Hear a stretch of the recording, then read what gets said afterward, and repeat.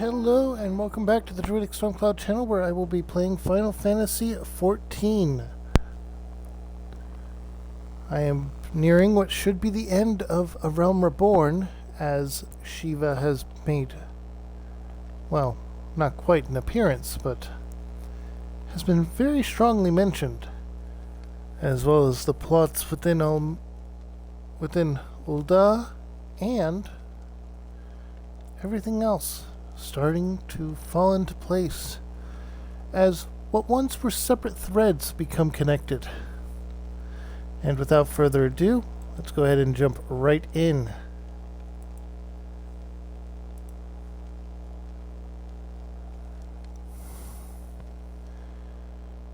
By talking to Alphanod.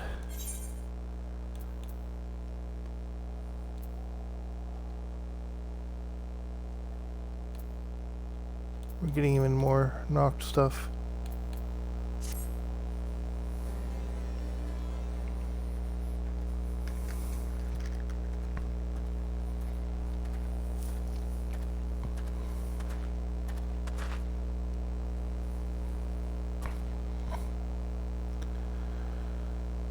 Captain Ilberd, your report, if you will. Aye, Commander. Firstly, with regard to the heretic we captured, I regret to say that the man could tell us not of what that we did not already know of Shiva. We have since handed him over to the Ishgardian authorities.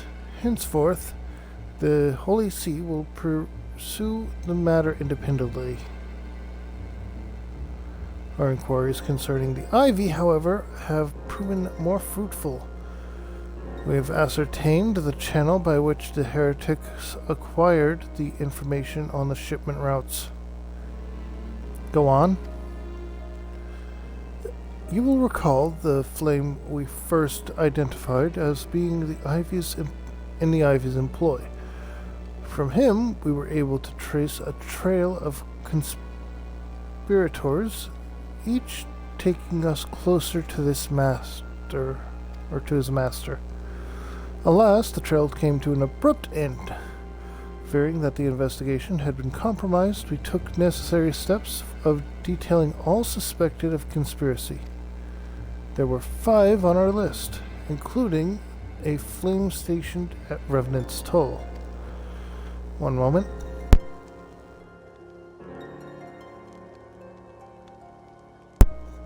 Sorry about that. Had to cough and clear my throat a bit.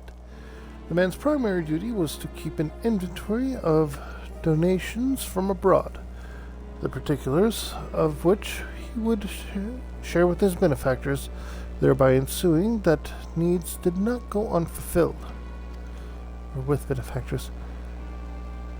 By virtue of his role, he was privy to the details of all shipments bound for the settlement. Needless to say, that includes those originating from the House of Four Temps. He knew the precise route the caravan would take, and he sold that information to a merchant. I think I can guess which one. None other. With a little encouragement, he soon confessed to knowingly aiding and abiding the heretics. Well, that is one of the mysteries solved, at least. But what of the Ivy? Are we any closer to prizing off his mask? I dare say we are, Commander. Our relentless pursuit has forced him to commit a grave error. Are we sure it's an error and not a trap? Just saying. In a desperate bid to cover his tracks, the Ivy resorted to exercising a certain administrative powers available only to high-ranking members of the Immortal Flames. If you consider, then, that our investigation is known to bear only a handful of them, or known to barely a handful of them, the field of suspects is greatly narrowed. You mean to say that the agent is among Ruban's innermost circle? Someone who has been with him since the Immortal Flame's establishment? 'Tis the most plausible explanation. The infiltration likely occurred during the company's founding, but the groundwork for the act being laid bare beforehand. To slip into a position of authority unremarked and reign above suspicion words are weird. Above suspicion for all these years. I too was surprised, though I really should not have been. Of the three grand companies, Ul'dah's was ever the more vulnerable to infiltration. Both Limsa and Gridania had long-standing armed forces that lent themselves well to the formation of the Maelstrom and the Order of the Twin Adder. To all intents and purposes, it was the same people, loyal ones, mind, under the same leadership. Only the banner was different. Not so the Flames. Ul'dah's military was made up of disparate orders, most of which were glorified mercenary companies that answered only to their own paymasters. Hardly an ideal environment to establish something as high-minded as a grand company.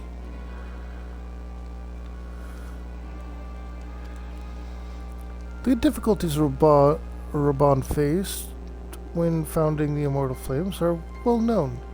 Even after he convinced his fellow syndicate members to share the cost, there remained a small matter of finding enough bodies to fill the ranks.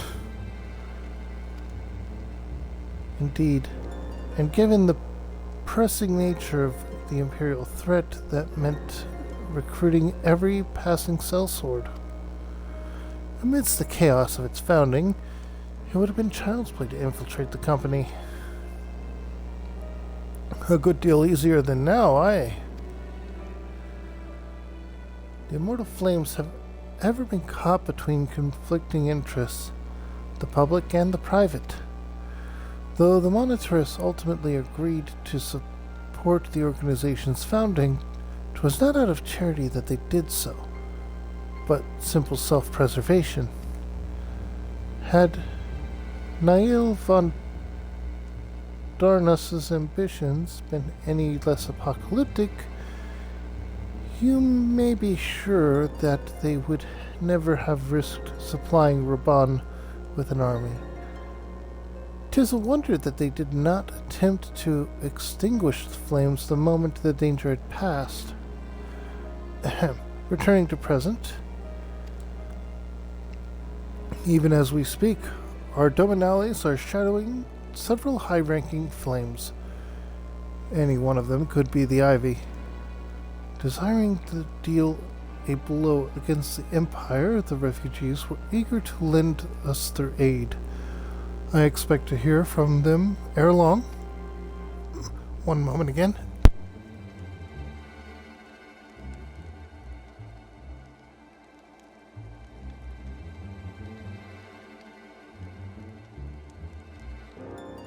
I just have a lot of fun today. Very good. Pray continue your investigation with the first. Meanwhile, have the second attend to the unrest. The third can join the fourth in inspecting crystal shipments. If they notice anything unusual, I want to know about it. If Shiva is summoned in like manner to the other primals, the heretics will be looking for further supplies. Understood, Commander. I shall send word to Sir Emmerich, informing him of our success in identifying the heretics' abaters. Hopefully the information will be of some use to the Ishgardians. It is time, Commander. Yes, I am aware. An emergency council of the Alliance leadership has been called. There have been developments in Garland, and it would seem. As commander of the Crystal Braves, my presence has been requested. I would have you accompany me, Kiara. As the realm's stoutest champion, 'tis only met that you be present at the discussion. Oh, and the antecedent has already given her consent, lest you worry.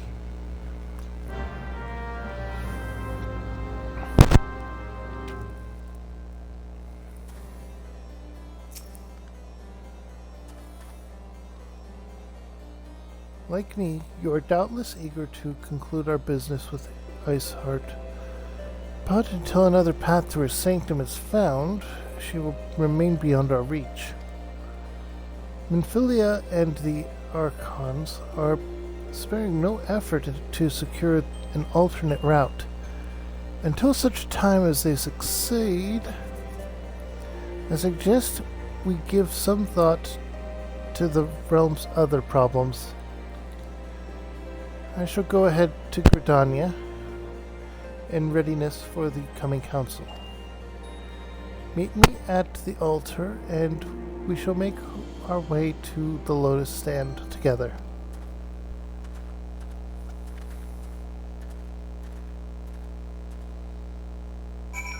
Now then, let's get our random minion. Ooh, airship today. Interesting. And random mount. Behemoth will take us to Gridania.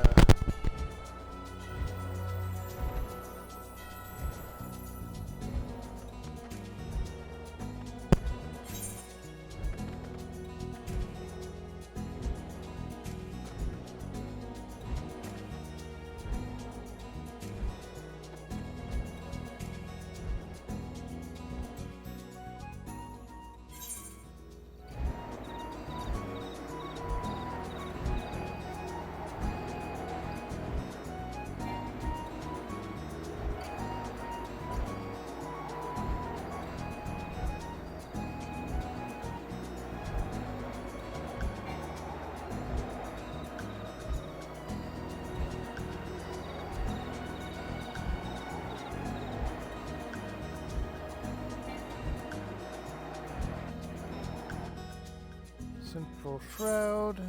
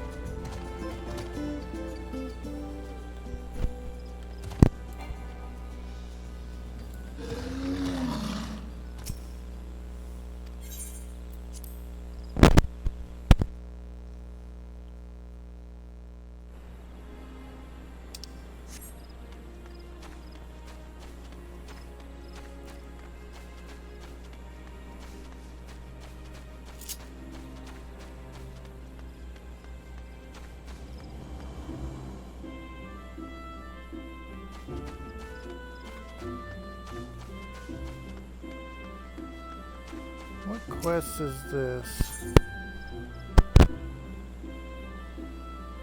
Oh. That's hard mode ROM.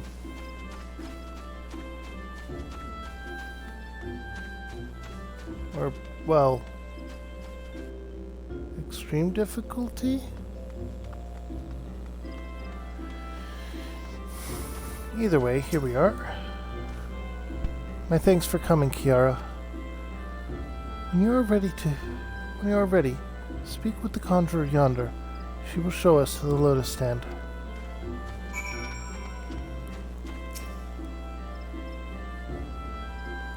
The Alliance leaders await you at the Lotus Stand. Will you be joining them now?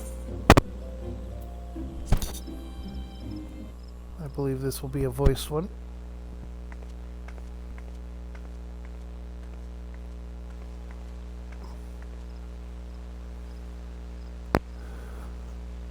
Change has come to the Garlean Empire, and we must discuss the implications.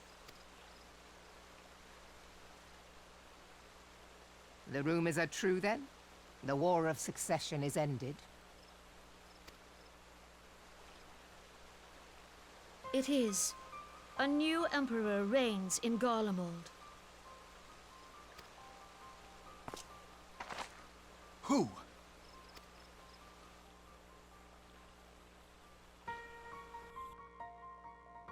A new emperor. The birth and all too rapid expansion of the Garlean Empire is commonly attributed to the strategic brilliance of Solus Zosgalvis, yet he did not rule alone. Several members of the royal household also distinguished themselves during his reign. Nevertheless, it was the eldest son who stood to inherit the throne, until his most untimely passing.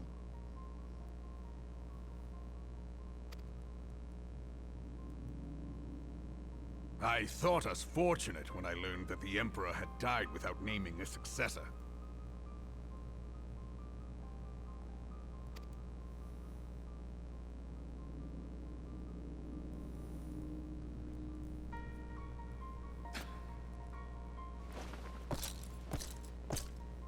Would that the Garlean Empire had died with him.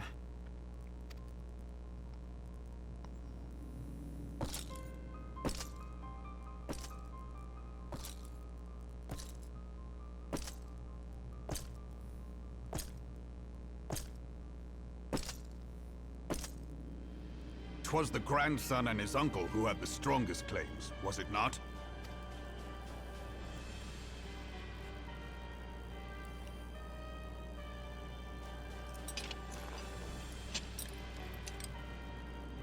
Indeed, yet claims count for little without the power to assert them. High Legatus Varus Ye Galvus is a respected military leader, not so his uncle.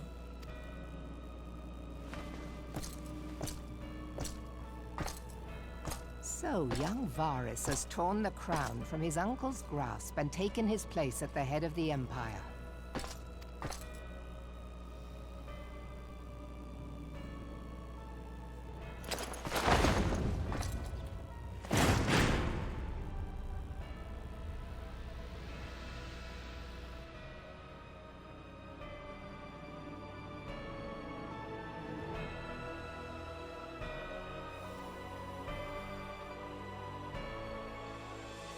Given the troubled nature of his succession, the new emperor will require time to seal his grip on power.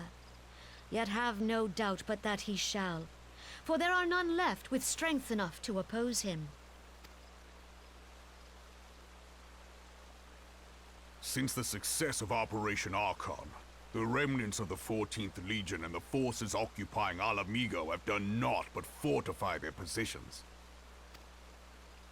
That's But you can be unfortunate. sure they'll be ready to march on us again, if their Emperor gives the word.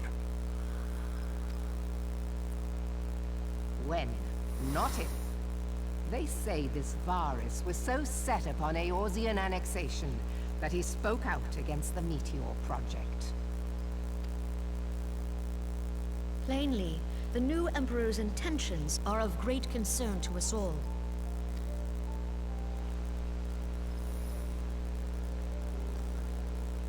I propose that we set aside the Cardinal dispute for the present, and discuss what measures the Alliance might take to prepare for a resumption of hostilities with Garlemald. Moreover, I move that we re-examine the question of how our former allies in Ishgard might be persuaded to retake their place at our side. Could Eorzea but stand as one, 'twould deal a grave blow to our enemies' ambitions.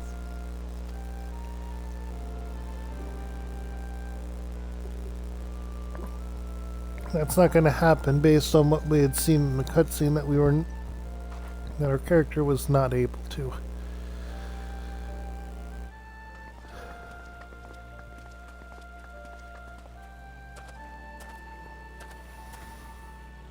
Well, I suppose we should be grateful that they have finally acknowledged the inevitability of Imperial attack. Who knows? They may even do something about it. If only the leaders of Ishgard would follow their example and stop hiding behind their gates. praying for the coming storm to pass them by. But that is a discussion for another time. At present, I am more concerned by the fact that the Alliance's mooted preparations will be made known to the Garleans many moons before their coming.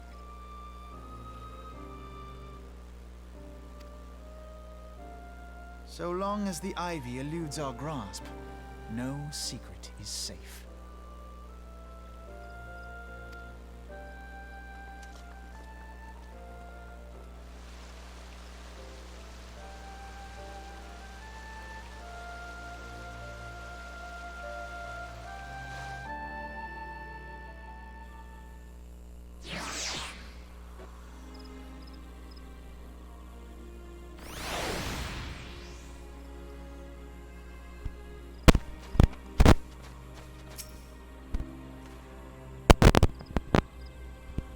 It will not have escaped your notice that the nations of Eorzea are no nearer to being of one purpose despite their protestations to the contrary. Plainly, the threat of a resurgent Garlemald, is not enough to stir them. And the reason for this is rooted mistrust among the citizenry. The nation's leaders can come to all the understandings they like, but their unity means little and less to the common folk. Take the Lomensians as such, for instance. Although the Admiral outlawed piracy over a decade ago, foreigners still picture the nation as a haven for grog-swilling wooden-legged cutthroats. And likewise, the Garleans are mocked as hermits who talk to trees, and the Uldan scorned as swindlers who worship coin. Not that such sentiments are entirely without grounds, of course. Take that pillar of Ulda society, Adeleji, for example. But that is beside the point. The fact is that people are wary of outsiders, whether they have cause to be or not. On that basis, one could argue that the conflict at Cartanu is a necessary evil. Each nation has its own warmongering faction that advocates the acquisition of Omega in order to placate them, represent them something resembling warfare, and thereby curb their appetite for full-scale conflict. But enough idle musing. Let us speak of a more pressing matter, the Ivy. Since we spoke of the Ivy's recording, Elbert has further shortened his list of suspects, and by happy coincidence, the one who's the most likely candidate has lately come to Rinaldi.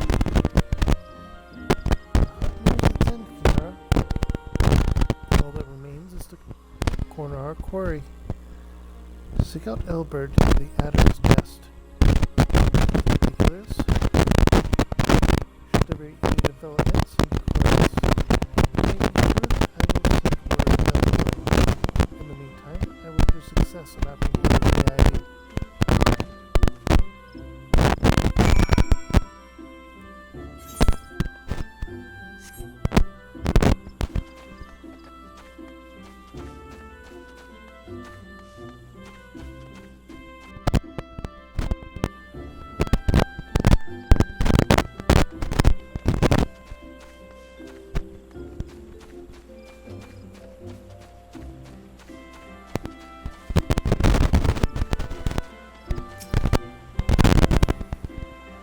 My thanks for coming, son.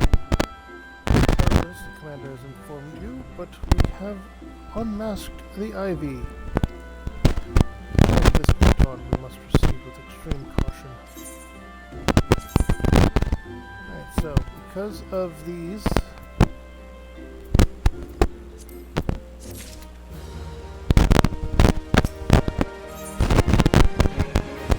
Oh, now we're gonna get the base robe.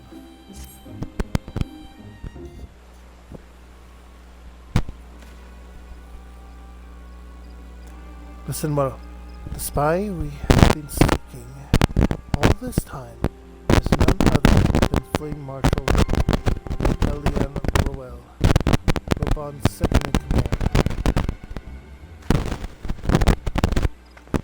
Prior to joining the Immortal Flame, she was a mercenary of no small renown.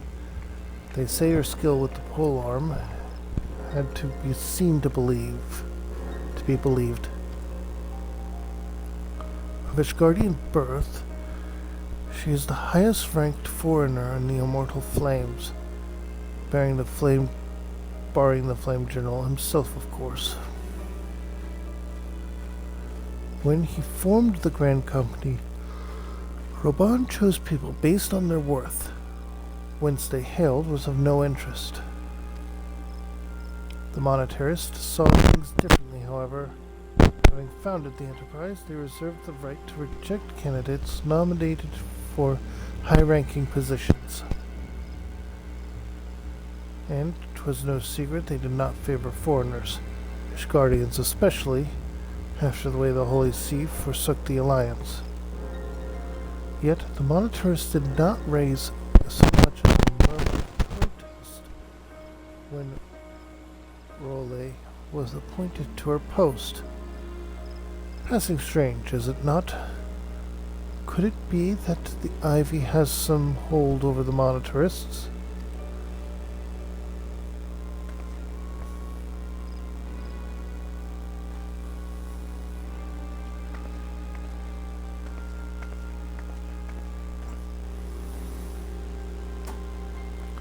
But these revelations are secondary to our current mission.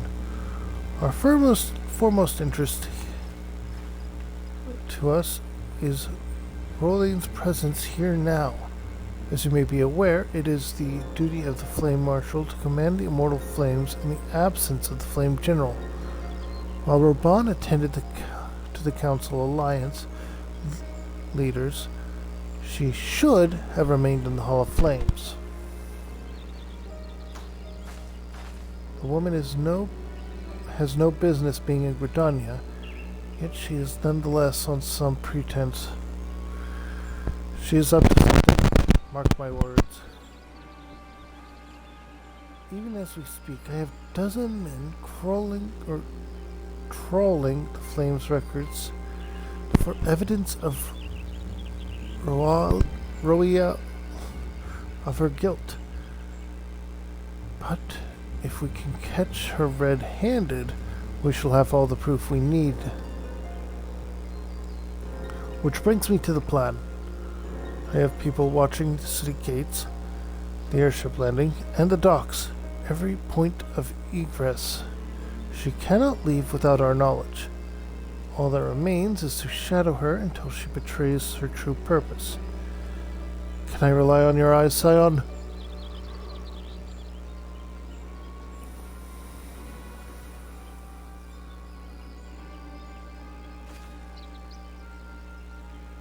You have my things. Let us go then, and take care not to alert our quarry.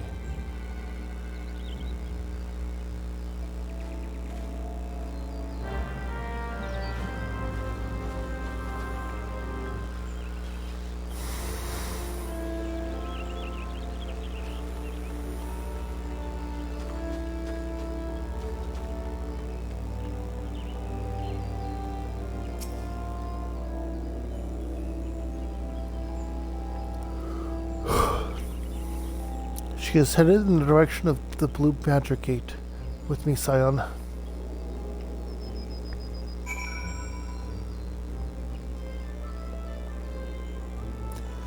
Before that, back to the Serpent's Nest. I'm going to get a bunch of glamour prisms real quick.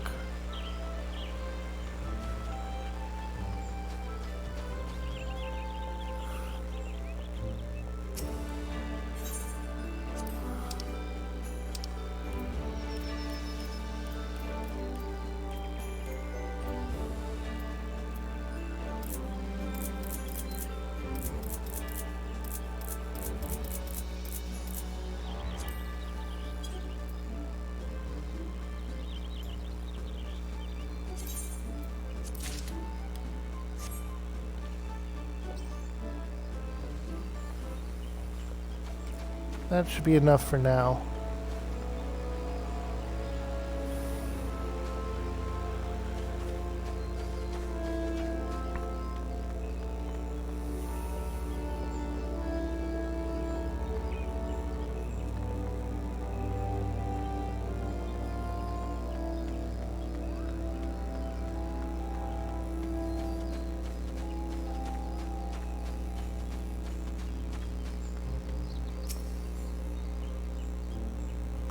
So,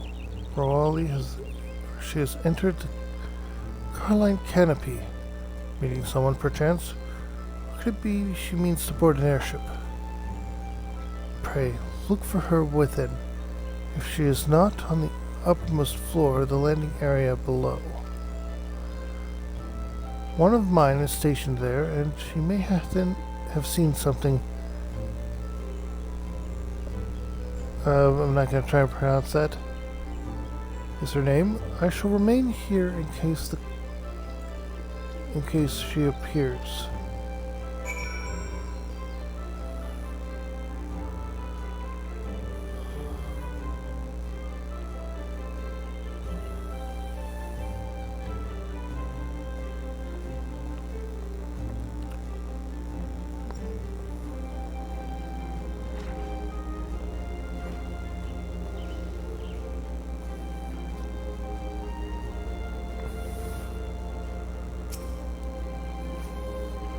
Kiara Frostborn, an unexpected pleasure. What brings you here? A social visit, you say? How pleasant. No, she didn't come this way. I've noted every passenger, and none of them bore any resemblance. Well, don't let me keep you.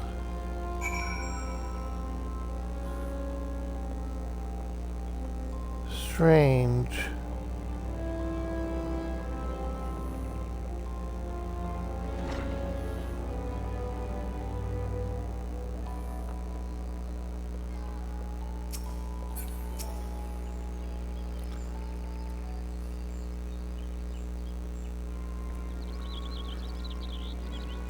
Nowhere to be seen, you say? And you are sure she did not board an airship? She did not come back out, either. Where in the seven hells could she have gone? The Roost! How could I forget?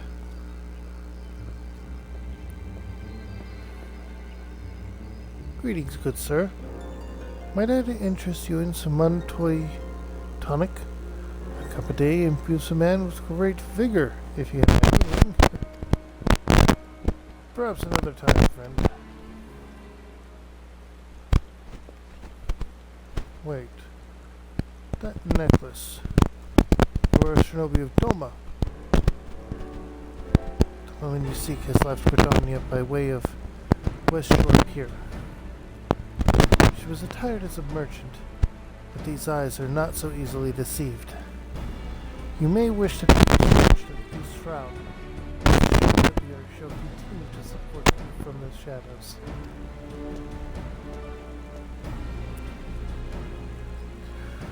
Thank the 12 for the Domans. Were it not for their unique talents, she would have disappeared without a trace. Star robe.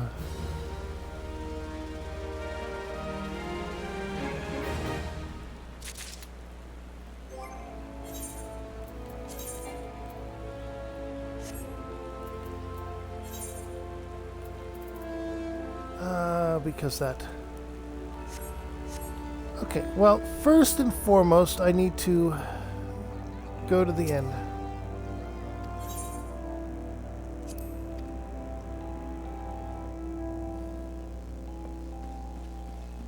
glamour dresser.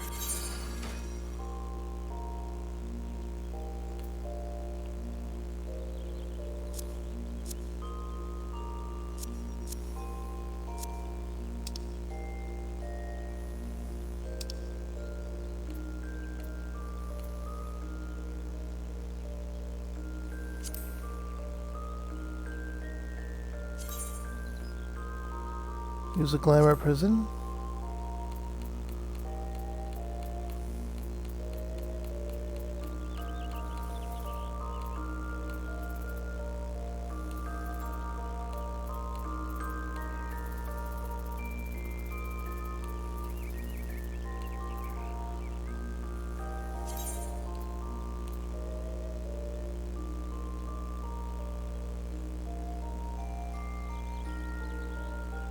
This item can be stored in an armoire.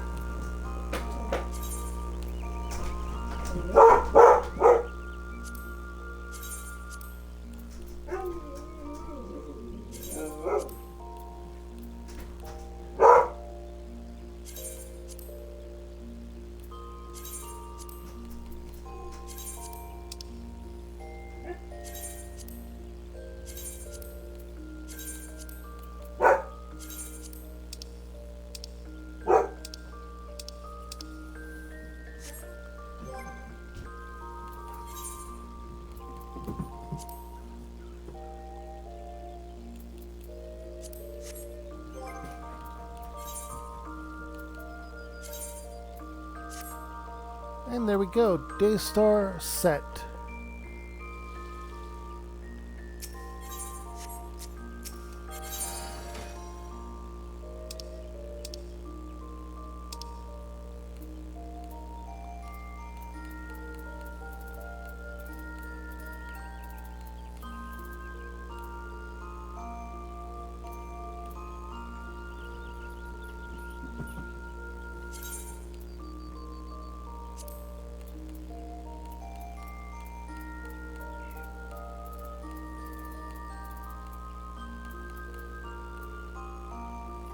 Clerics.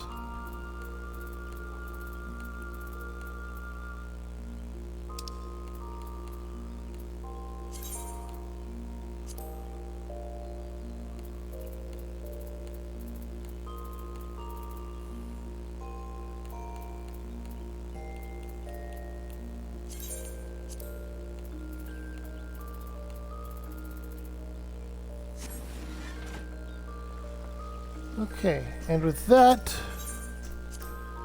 we have made a bit of room in our inventory.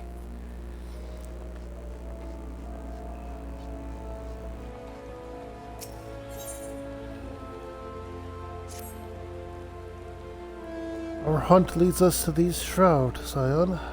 I suggest we follow her example and ferry from the West Shore Pier. You'll doubtless wish to make certain preparations. See to them while I go ahead. I shall wait for you at Sweet Bloom Pier.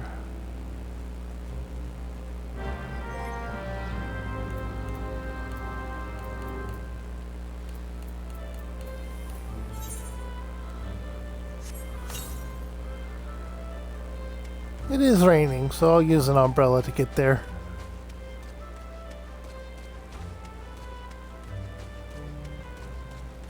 This was the reward for the Easter event.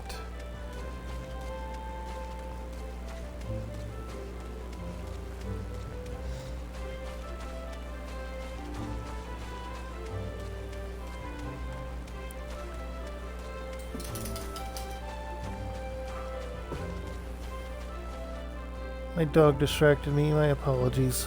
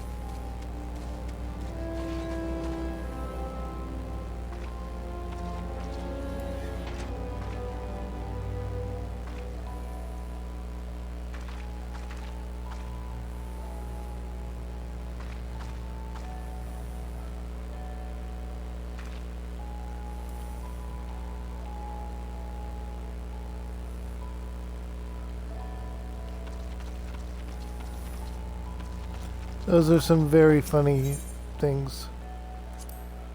Okay.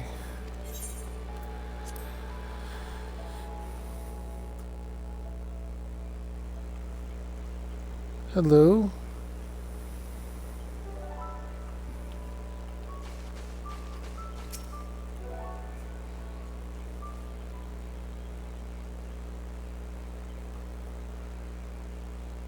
This way, my friends. This way, my friends. Gary is here.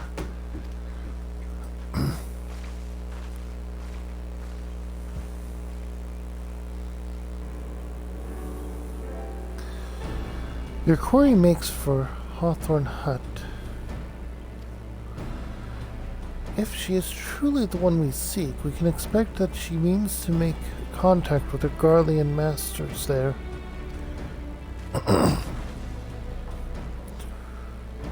An explanation is in order. You are no doubt aware that the Garleans have their own method of communicating over great distances.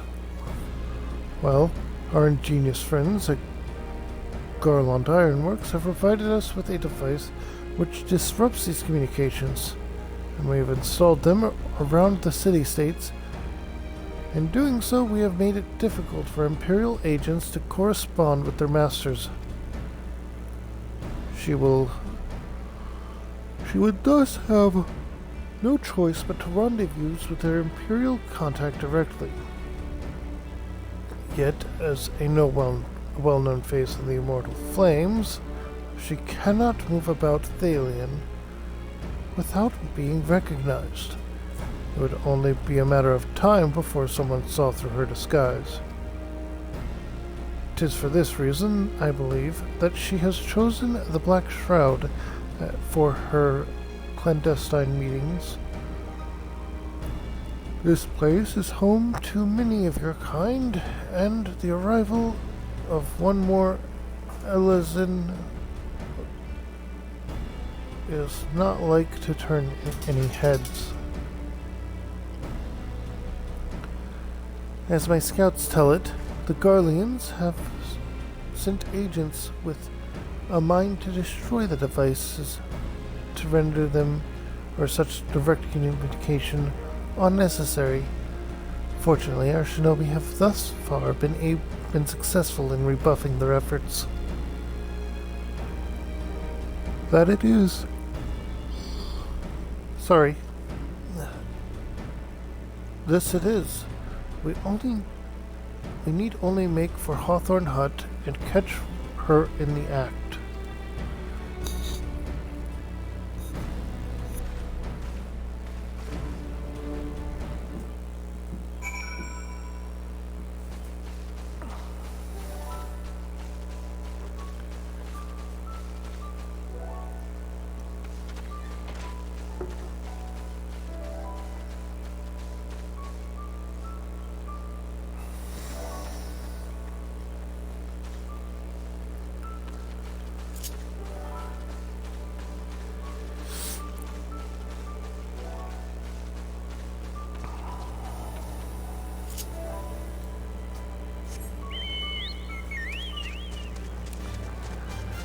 Chocobo!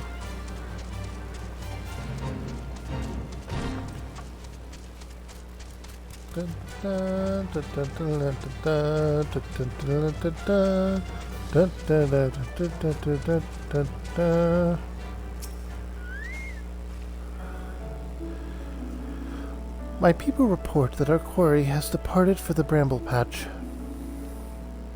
The ivy returns to the gnarls whence she came.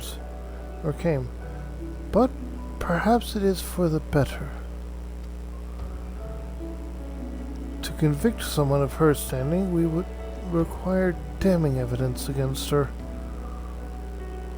What could be better than to catch her in the act while she meets with her Garlean masters? My countrymen and I shall lie in wait in the shadows. Tread warily, my friends.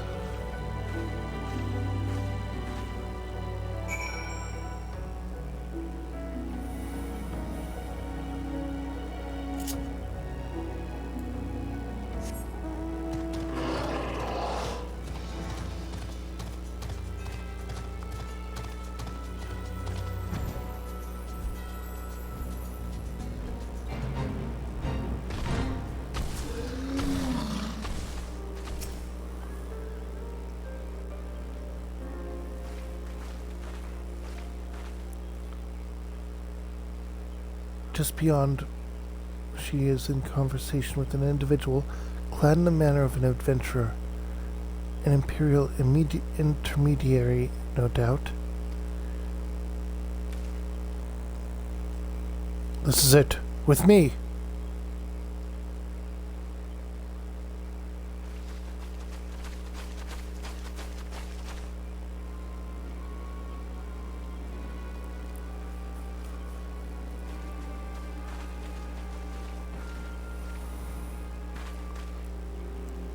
Flame Marshal, you are under arrest for treason and espionage. You were followed, you bloody fool.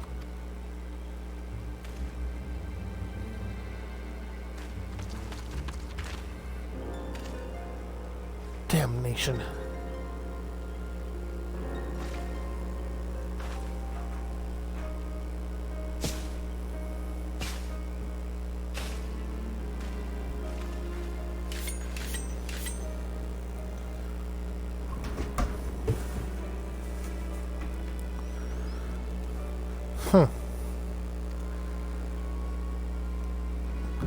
You are unarmed, my lady, and scarcely garbed for battle. If you wish to fight, you are welcome to try.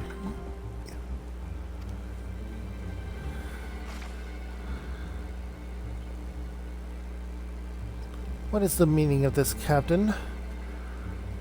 Do you arrest me for strolling in the Twelveswood? When last I looked, that was no crime, and neither was conversing with the passing strangers. You would feign ignorance, then. Very well. If you do not think something to say, there will be plenty of time to say it later. Now, come quietly, or I shall make you wish you had.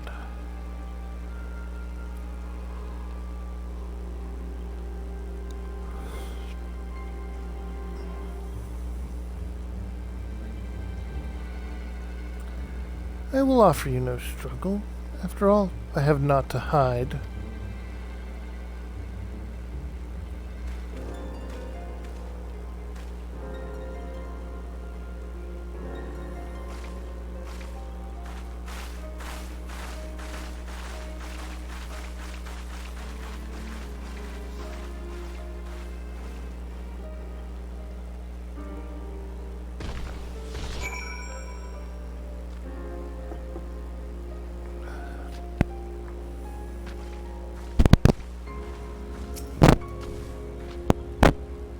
Even a warrior of her renown could not have hoped to escape by force.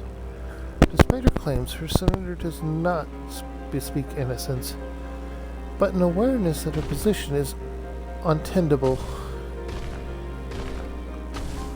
With the ivy thus uprooted, it is to be hoped that the tendrils she entwined around the immortal flames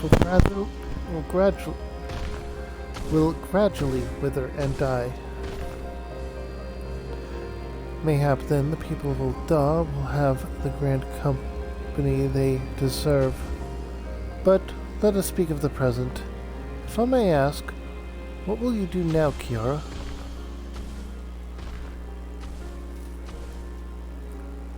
So, the Scions seek a way into Iceheart's sanctum.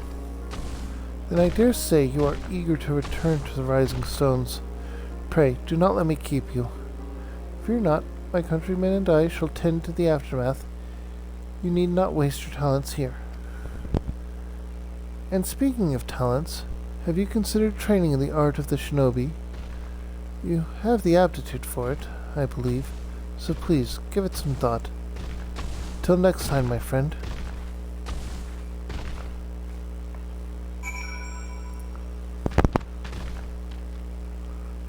I wonder if there would have been a different conversation if you had obtained the ninja job.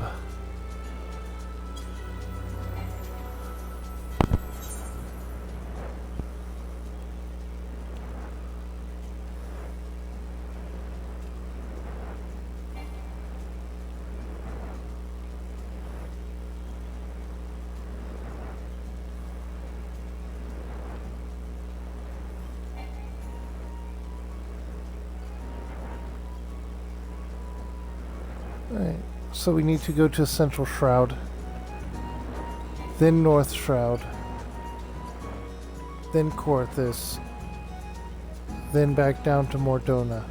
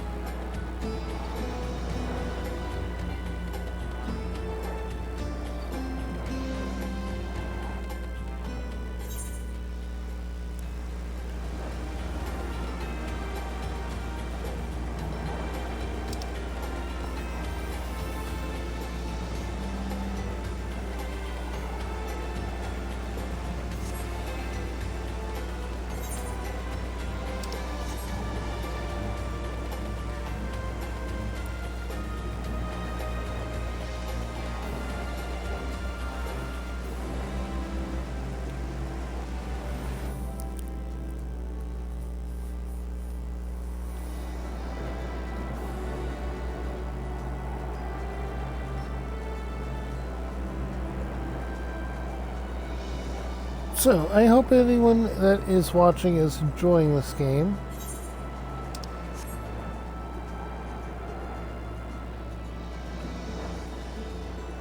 I admit that this is a point where they have you going all over the place.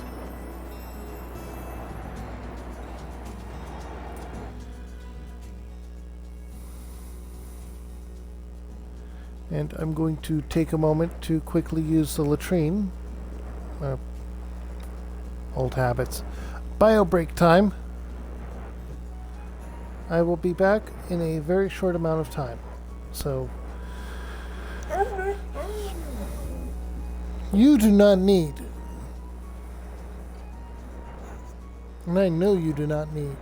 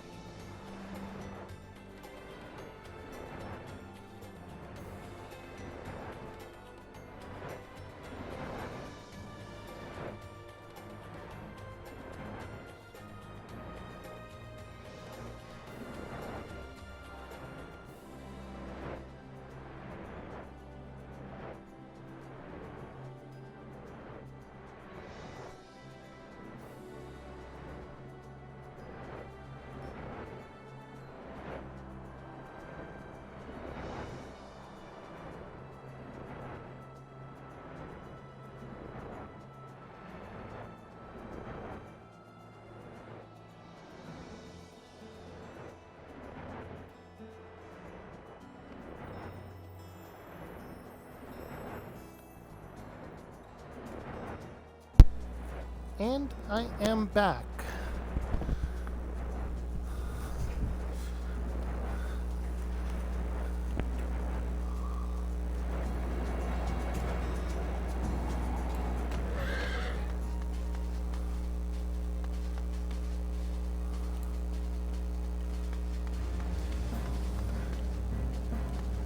Alright, so we return to the Rising Stones.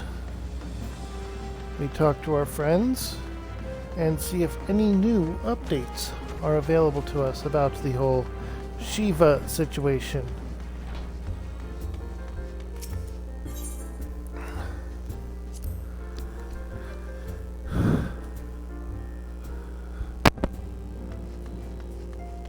It will soon be May 4th, by the way. I plan a longer stream that Sunday. And I'll be playing Star Wars Knights of the Old Republic.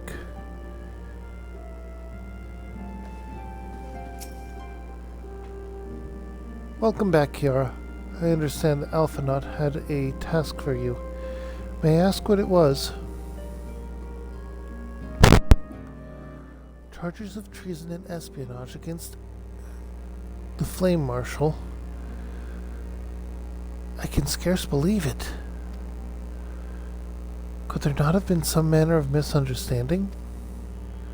No, it avails us not to dwell on it.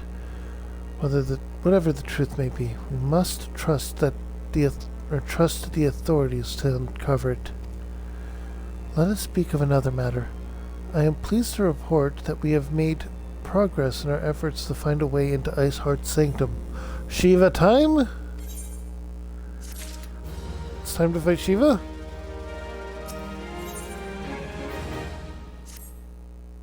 As you may recall, Iceheart used Aetheryte in the depths of Snowcloak to teleport a short distance to the west, most likely to a sanctum of some description. It is there that we suspect she means to summon Shiva using the crystals she stole from House Fortemp's caravan. The heretics that they are bringing about, or the heretics believe that they are bringing about the second coming of their patron saint. But if, as we suspect, they mean to hold a summoning ritual of the kind employed by the beast tribes, it seems likely that the result will be something more akin to a primal.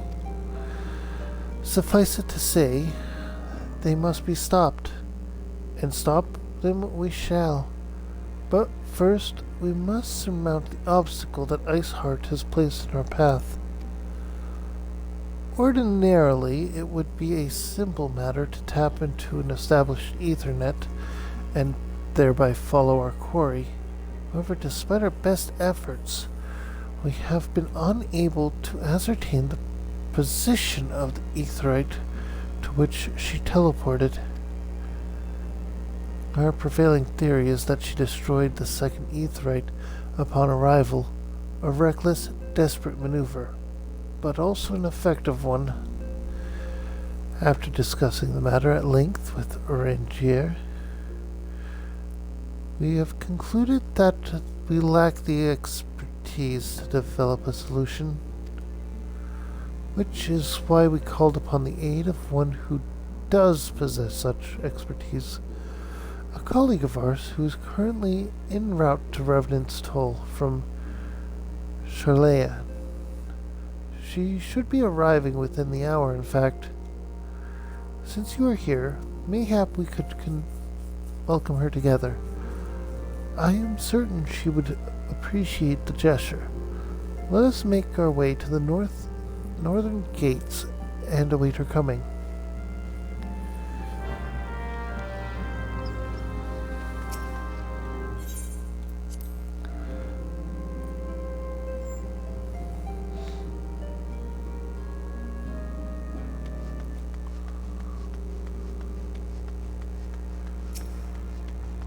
Okay. Not that I'm expecting trouble, but I'm expecting trouble.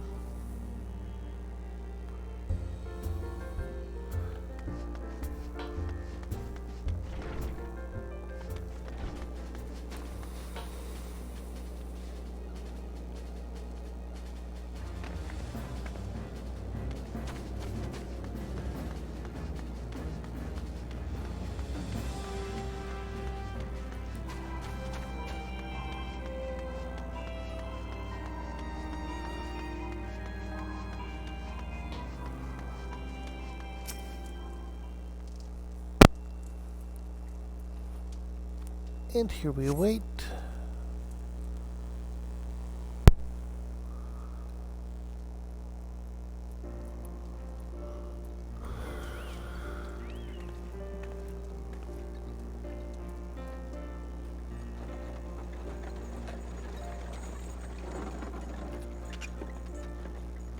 Chocobo carriage.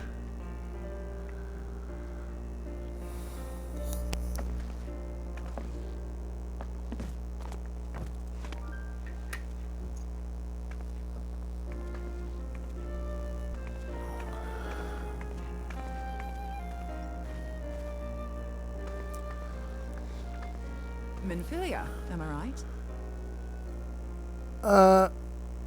The one on her neck is definitely for the scions, but that one on her leg, why does it make me think of the... oh, what are they called? Well, they're the bad guys. None other. I bid you welcome to Revenant's Toll, and to thank you for traveling so far on such short notice. As if I could ever say no to Urianger.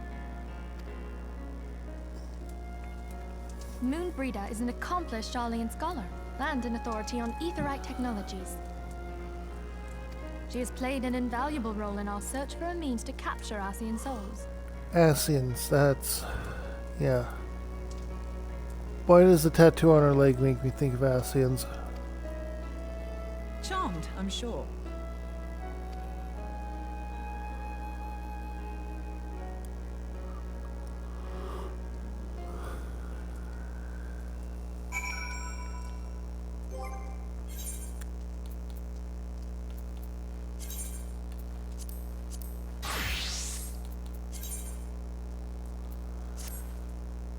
Did I not get the knocked helmet?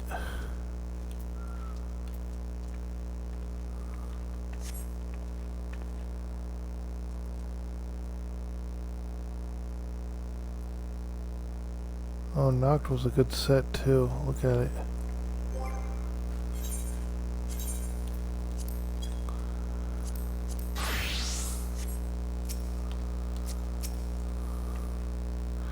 Let us return to the Rising Stones at once. We have much to discuss.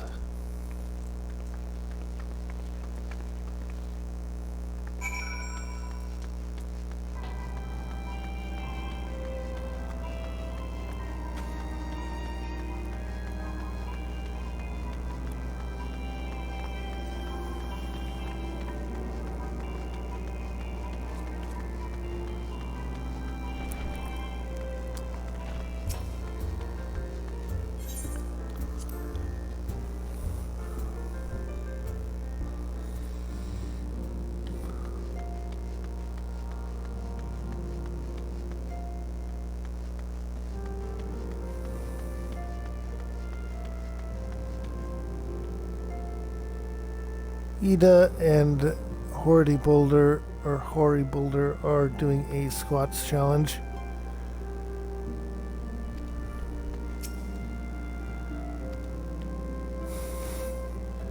This is a Final Fantasy VII reference right here.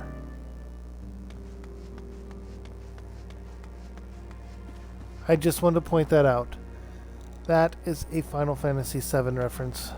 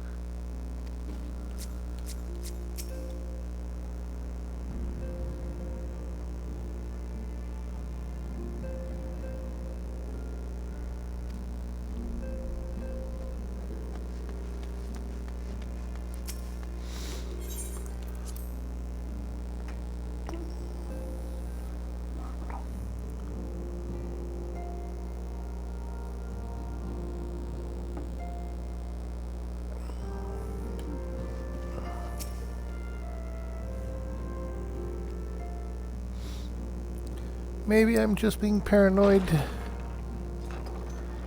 Maybe. Moon! Gods, it's been ages! Oh, longer, sister.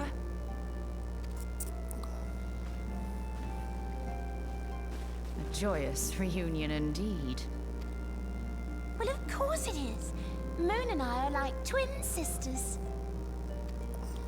Save in appearance and aptitude.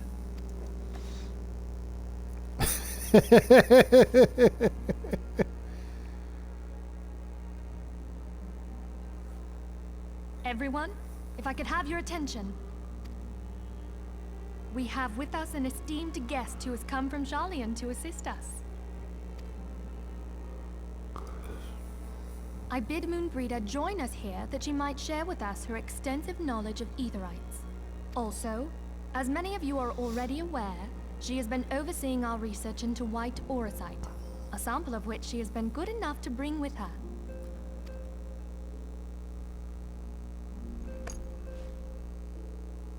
Well, I had to come, didn't I?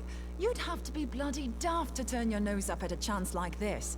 Where better to conduct my final tests than a land so steeped in ether you can taste it? 'Tis plain the passage of the years hath done little to dampen thy youthful spirits. And nothing at all to reform thy youthful manner.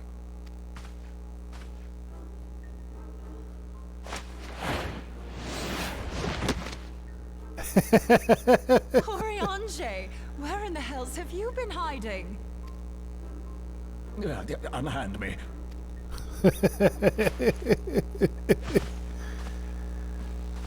I come all this way, and that's what you have to say to me. I much preferred when you were pleading with me to drop everything and hurry to your side. What was it you said? None save thee can satisfy this need. Go on. Thancred. Thine artless attempts to misrepresent mine all too innocent motives do thee little credit. Mine intent, as well thou knowest, was but to impress upon thee the gravity of the circumstance. Lest thou doubt, a deiform entity shall shortly be summoned, save if thou and no other grantest my compeers thine aid.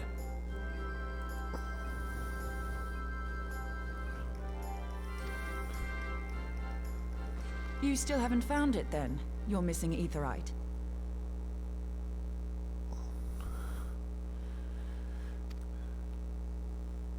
We have not. No.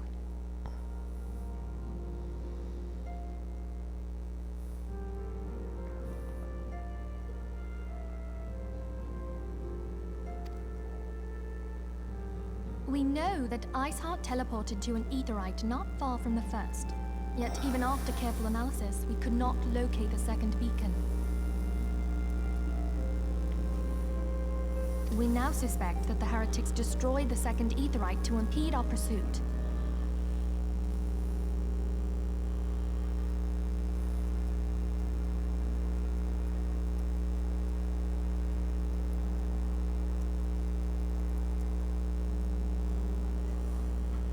Our allies continue to scour Snowcloak for Iceheart's sanctuary, but we have no guarantee that they will find it. Yet it must be found, for even now Iceheart prepares to call upon Saint Shiva.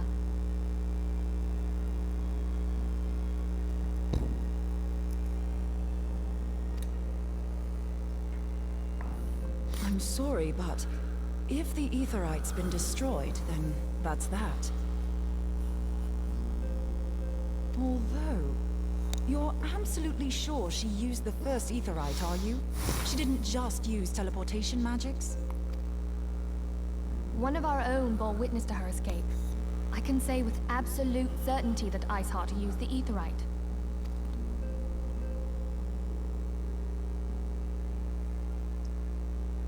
In that case, there might be a way, so long as the ethereal current is still flowing. Truly? How? We use the current to recreate the beacon. As you know, Aetherites are a bit like lighthouses. We use them to reconstitute our physical forms when crossing the ethereal sea. Without them, we'd lose all sense of direction and our essence would dissipate. However, we don't rely solely on these beacons. There are currents of ether which flow between them, currents which help guide us to our destination. Now, these currents will gradually dwindle away to nothing if an Aetherite is destroyed. But if even a sluggish flow remains, we could theoretically use it to direct a surge of concentrated ether towards the void left by the beacon, and thereby fill it up again. Interesting. Like opening the floodgates to fill a dry riverbed. Though, correct me if I'm wrong, but would we not need a veritable reservoir of ether? In concert, we might manage to channel a sufficient volume, yet that is not my chief concern. To direct the flow of so great a volume of ether with the requisite precision would be a nigh impossible task in itself. I barely succeeded in facilitating travel to an unattuned beacon. That which you describe sounds considerably more difficult.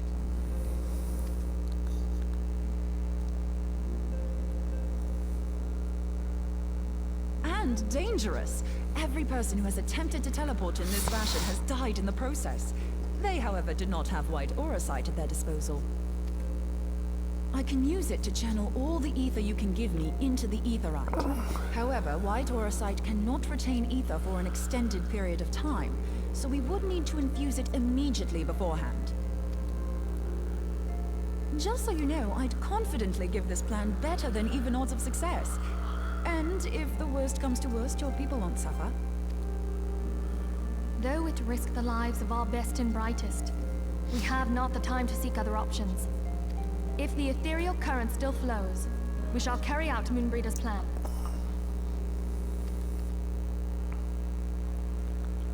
That's the spirit. Let's roll the dice.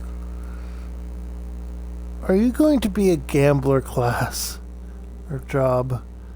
I feel like they would be a gambler.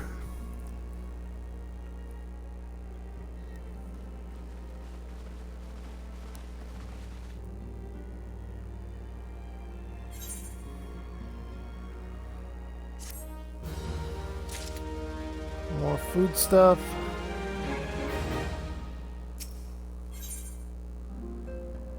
Accept quest. I have already informed Alphanot of our plan to recreate the beacon in the manner Moonbrea had described. He agreed that despite the inherent danger, it represents our only hope of success. He also said that he wished to meet with you at Snowcloak Shore, or Snowcloak, before proceeding. I expect you will find him waiting for you there when you arrive. I want you to know that I appreciate everything you have done on our behalf, Kiara, and that I have faith you will return to us as you always have.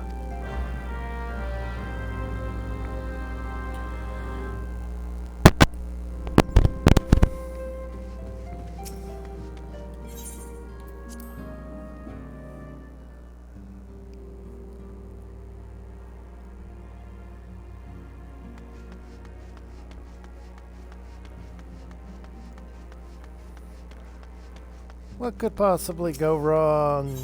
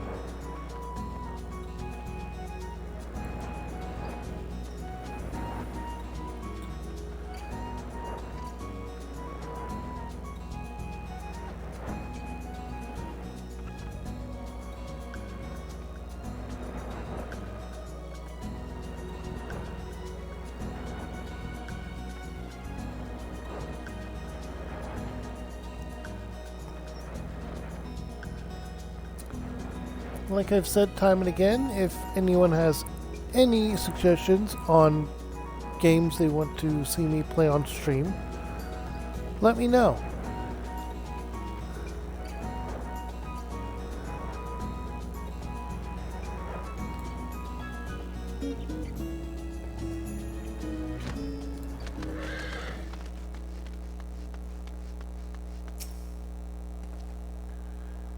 Good to see you, Kiara. I was starting to wonder if you were having second thoughts. Captain Elbert sends his regards, by the way.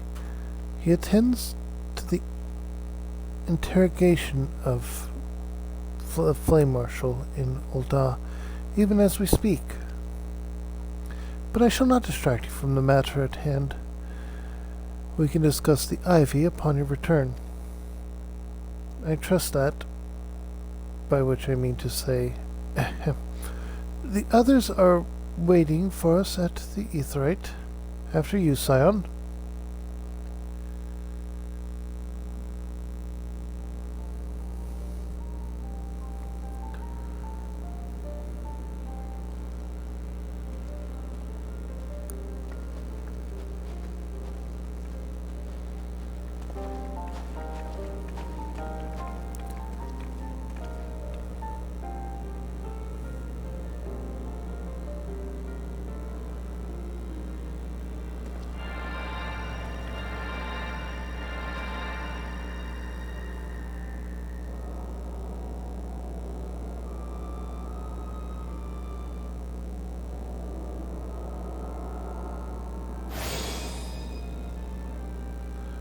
There, it's ready.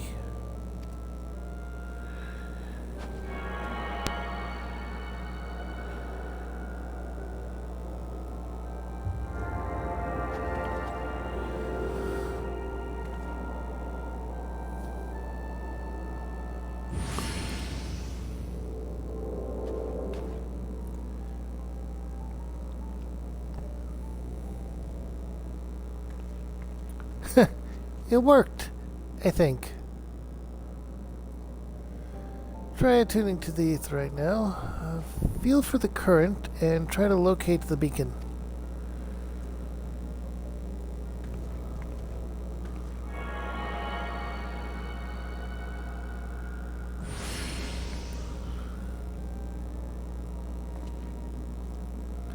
We've done all we can, Kiara. For now, let us withdraw. When your final preparations are complete, you must seek out the beacon we have created. If, by the grace of the 12, you arrive safely, you must stop Iceheart before she summons Shiva. Blah. Words are weird.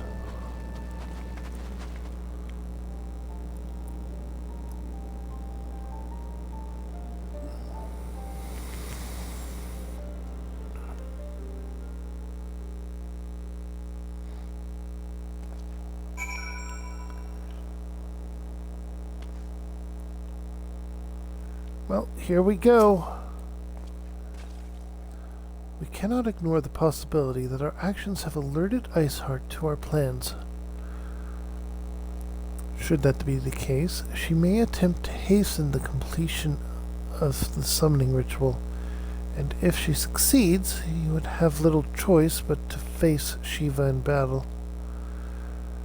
Knowing little of the saint, I cannot say if your own strength will suffice.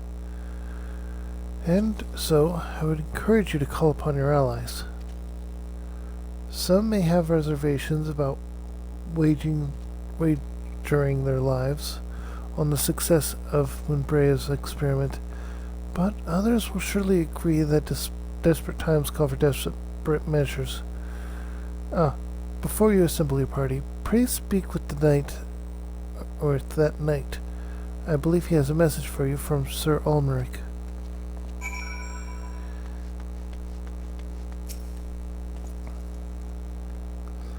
Madam, Sir Ulmeric regrets that he could not be here in person, and asks that I read you this letter. Ishgard faces an unprecedented threat.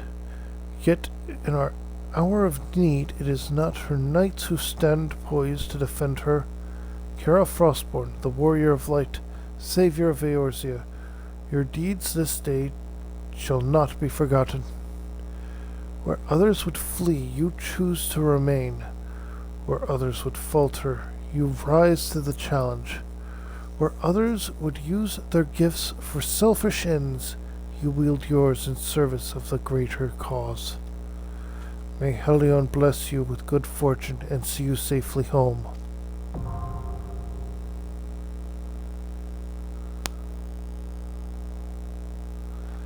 It's a hard mode.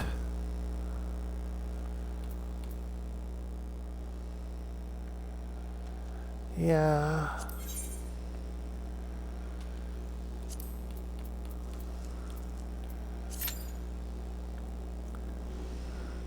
Now we wait. We have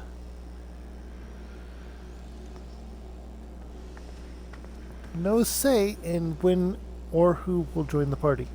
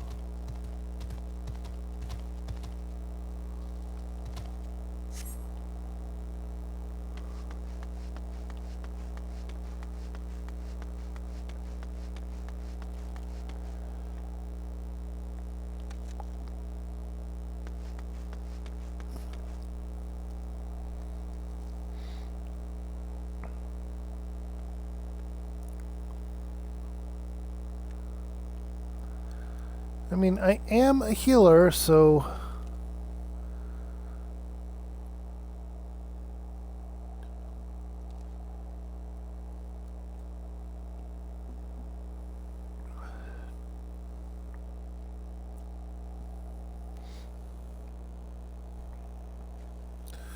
let's hope that someone comes or jumps in soon, because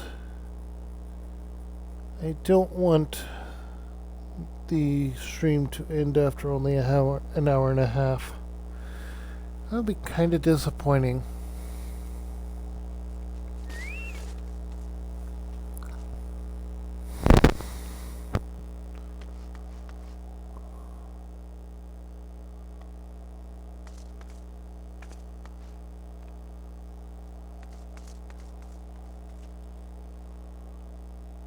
Oh, there's at least one more person that's going to be starting the queue.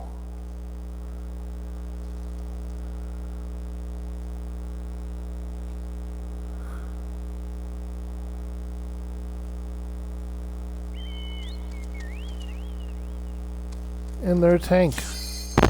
Yes!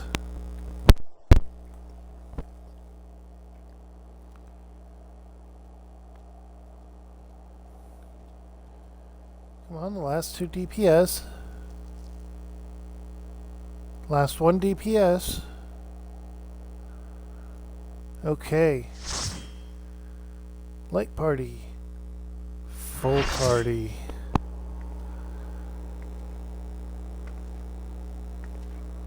I do watch the cutscene, and I apologize if any of the party members You are should never have come here, warrior of light.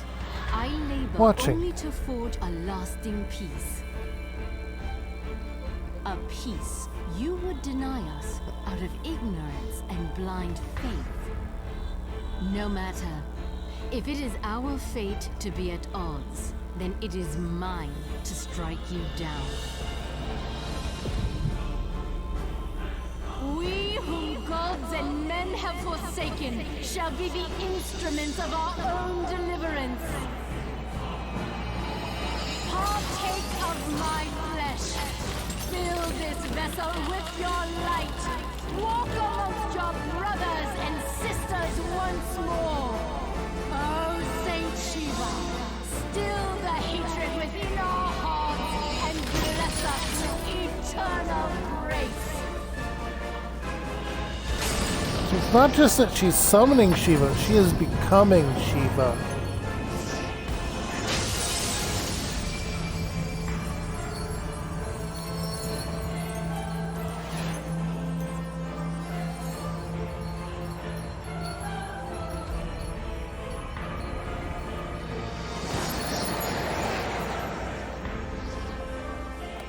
Okay, I'm going to...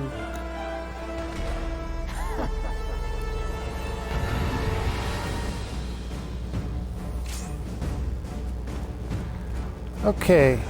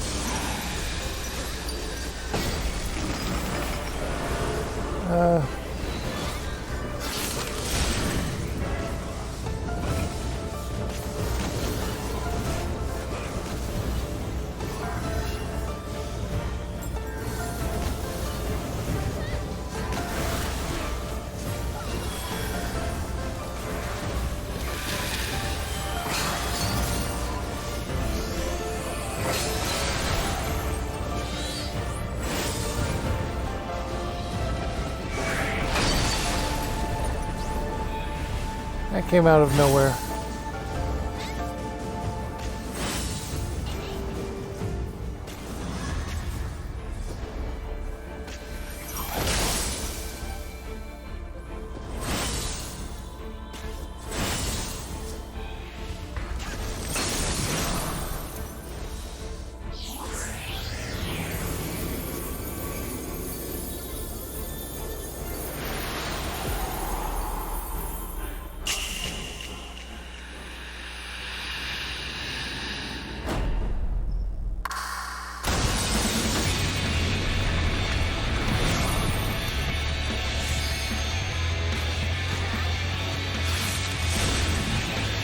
Are these two going to be able to actually do it?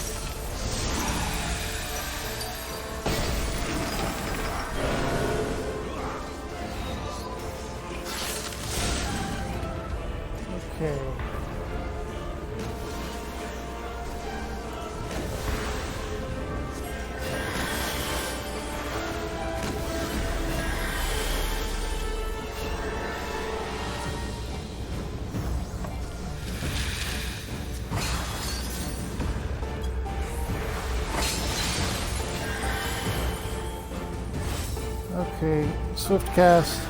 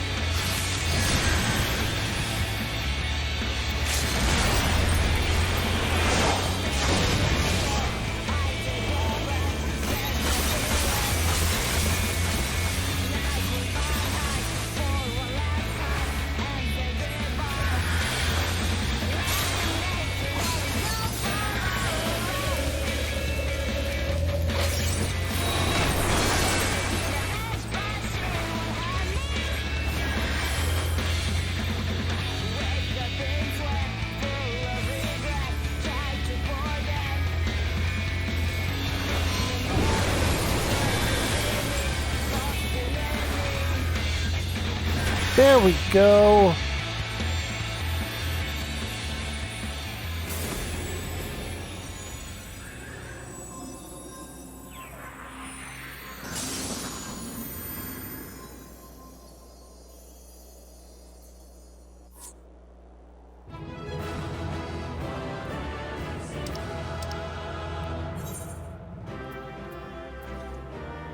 Let's be honest. Okay, tank.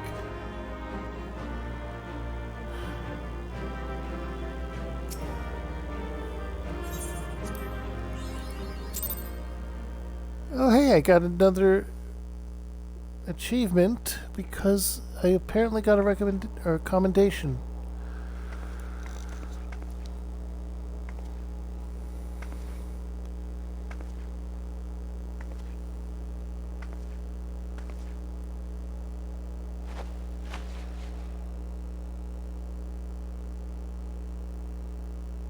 Fool.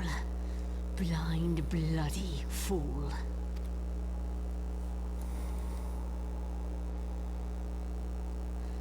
You, of all people, should understand the suffering war begets.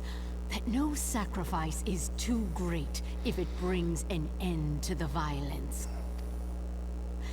Mine is the righteous cause. You fight in a war you do not understand. A pawn of liars and schemers. And they are no less ignorant than you, following the creed of their fathers without question, never thinking to ask why. Trapped in a delusion of their own creation, and blind to the truth.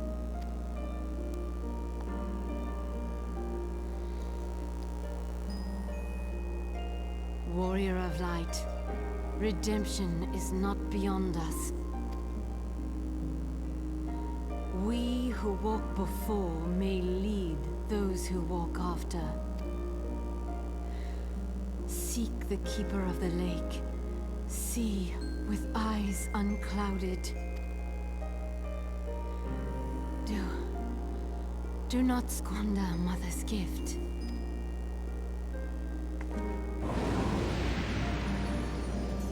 Hear, feel, think. The Echo.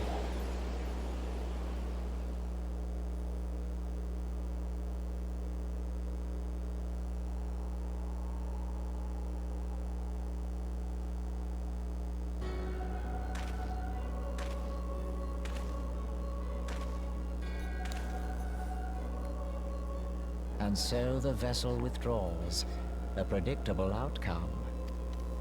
Nevertheless, La Habrea will be pleased. How unfortunate.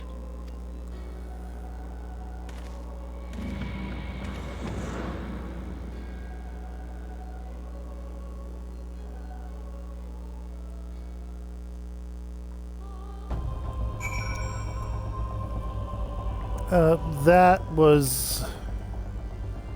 by the 12th. You're alive. I mean, of course you're alive. Why wouldn't you be?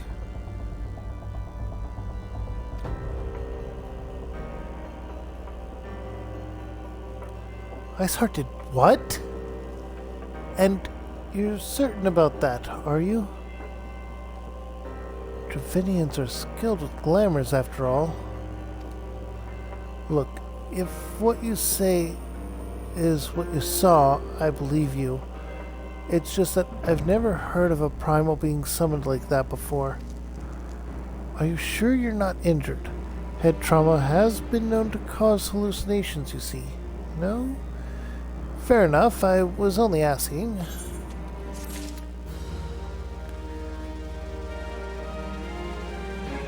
You're new to this.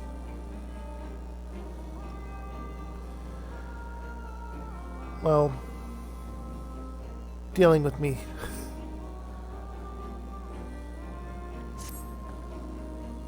If you ask me, there's naught to be gained by mulling over the implications of your story in the freezing cold. Let's save it for the Rising Stones, eh? I'll get everyone to meet us there. But before that, you'd best pay a visit to Whitebrim Front and speak with Alphanod. He's probably worried sick about you. That, or he's busy playing at politics with the Ishgardians. Either way, I'm sure he'll be delighted to see you hale and healthy. Speaking of which, you don't have a headache or anything, do you? No? Blurred vision? Oh, no reason. See you again soon. I have dealt with primals a lot.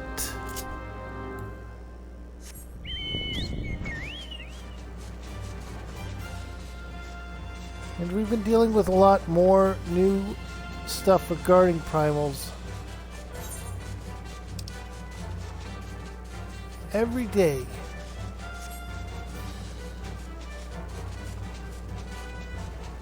This is not madness caused by a concussion.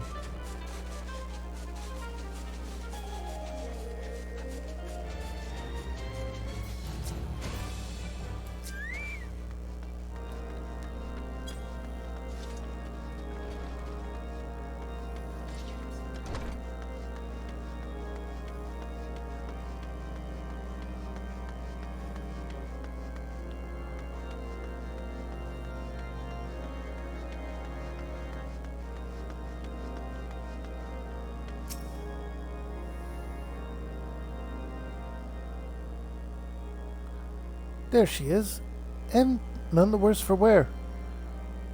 Was there ever any doubt that the warrior of light would succeed? I think I speak for us all when I say I should like nothing more than to hear the stirring tale of your victory, if you would be so kind.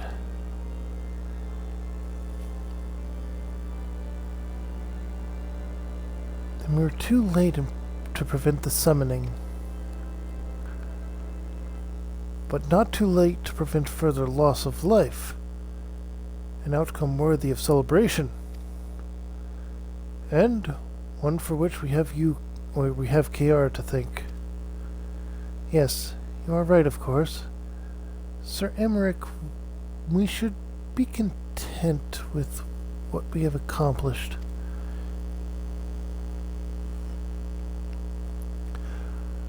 I, for one, could not have wished for a better outcome. Shiva is no longer a threat, and the heretics have been routed. Aye, there is that matter of Iceheart's escape, but she cannot run forever. Whether it takes days, weeks, moons, or even years, my knights will find her. In the meantime, Lord Drillmont, is the caravan ready? The supplies that your men recovered have been prepared for transport, in accordance with your wishes. Rest assured that my knights will see them safely to Revenant's-Toll. Not sure why I gave him that accent. On that I have no doubt. I take it these are the selfsame supplies that the heretics stole from House Fortem's caravan? Less the crystals, which compromised the bulk of the shipment, yes. Or less the crystals, which comprised the bulk of the shipment, yes. Scarcely a fraction of that which was promised, but a meaningful contribution to your cause all the same. Oh, on an unrelated note, Kiara, might I trouble you to accompany me to Camp Dragonhead at your earliest convenience? Tis not for my benefit. A certain lord was most distressed when he learned of your intent to risk your life and limb to stop Iceheart. It took half a dozen knights to restrain him, I am told. One moment.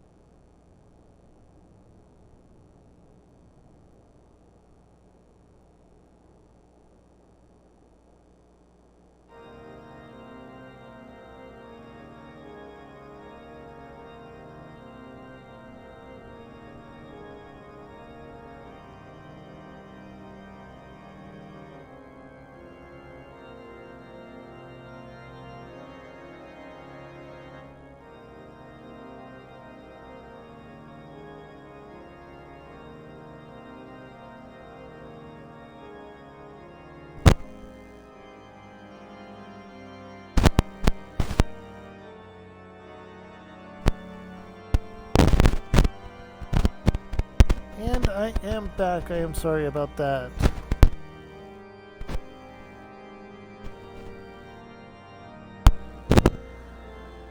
Tis not for my benefit. A certain lord... great dozen knights.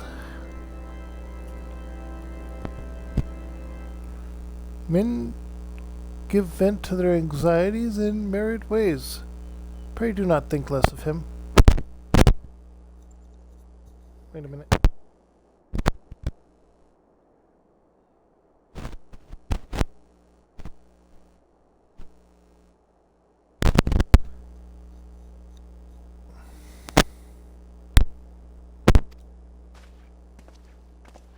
Okay, so it was just that the music had stopped. I was concerned that my audio was going to go as well, as has been the case with Monster Hunter, it would seem. Oddly enough, it only seems to be Monster Hunter that this is happening with on that note.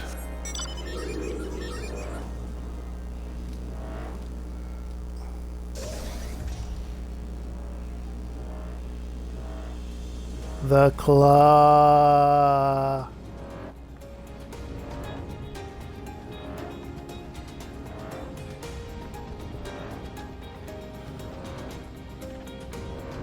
My dog is enjoying the AC vent. Also, I am sorry about that. I had a call that I needed to take.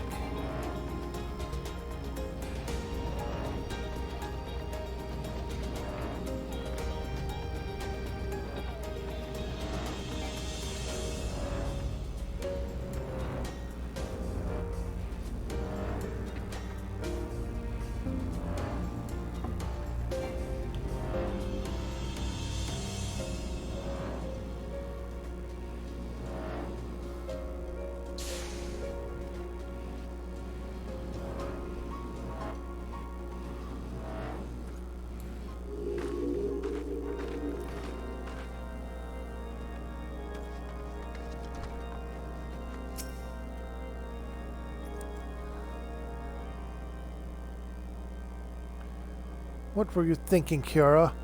Wagering your very being on a dubious theory which might allow you to enter Iceheart's lair, knowing full well that she could have sufficient forewarning to complete her ritual to summon Shiva anyway.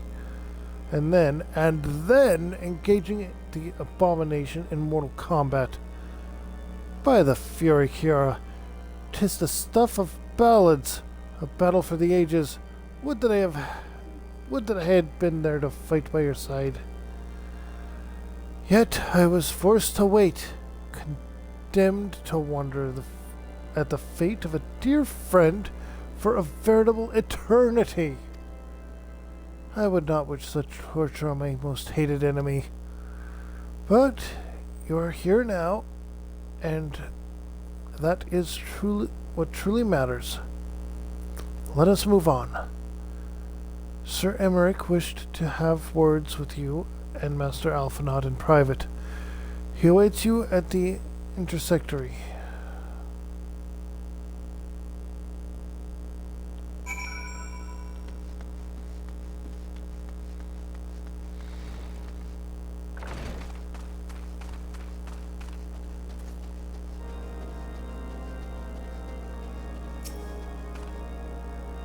Greetings, ma'am. I shall show you in at once.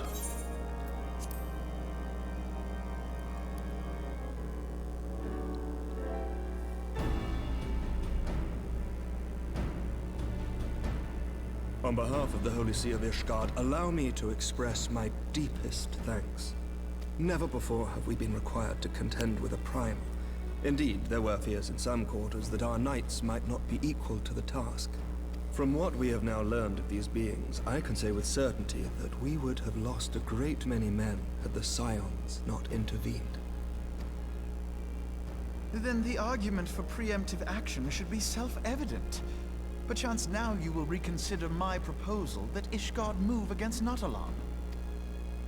Ere we first met, a similar proposal was tabled, but the Holy See decreed that we were to observe, and that military action should be taken only in self-defense. All things considered, it was not an unreasonable decision. Since the calamity, 2 vigils have fallen to the Horde, while Garuda has never shown any inclination to storm the gates of judgment. Which is why this unprecedented crisis and its resolution may prompt a change in policy. You who have faced these primals know well the threat they pose. Ishgard did not. Not until now. And there is naught like a brush with death to change a man's outlook. At the very least, this should silence any lingering objections to our arrangement with Revenant's Toll. The Holy See may even feel moved to grant us its formal endorsement. So far as it is possible, the Scions shall be compensated for their service. We should be grateful for any aid you can provide. As a gesture of good faith, I shall withdraw my previous request. Your people are doubtless needed elsewhere. That will not be necessary. We, too, have a vested interest in watching Dravania's movements. I see. Once more, I must thank you. Sir Emmerich, if I may, do you truly believe that Midgard-Zoma could return? The heavens are a window unto truth, but those who interpret their movements are not infallible. I requested your involvement as a precautionary measure.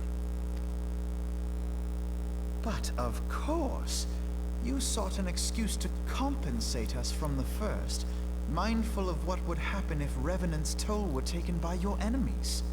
Ishgard is not wont to aid its neighbors, but that does not preclude it from manipulating them to serve its own interests.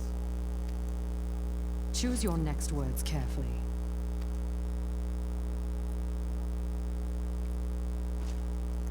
Do you know what sort of man becomes Lord Commander of the Temple Knights? One who comes from good stock. I did not. Yet here I am now. Why do you suppose that is?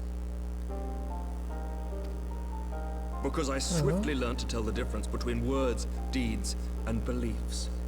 You are correct, Master Leveilleur. Ishgard desires to see Revenant's Toll flourish, as it would present a troublesome obstacle to our enemies from the south. We are so glad to be of use to you. As we are to you. Ours is a mutually beneficial arrangement, lest we forget, one born of necessity. The dragons grow more restless by the day, and the heretics harry us nigh without cease. We have contended with such troubles for centuries, but there are limits to even our endurance. Yet as a pauper is loath to part with his meager possessions, the leaders of Ishgard are not wont to render up their trust to outsiders. But with perseverance on our part, they may yet be made to see the light. Nevertheless, one must take care when walking the road less traveled. Wise words, Sir Emmerich. I shall make a point to remember them. I must apologize for my earlier outburst. I hope it will not sour our good relations. Not at all. You but spoke from the heart. I trust you understand that at times my duties may prevent me from meeting with you. On such occasions, my second-in-command will speak for me.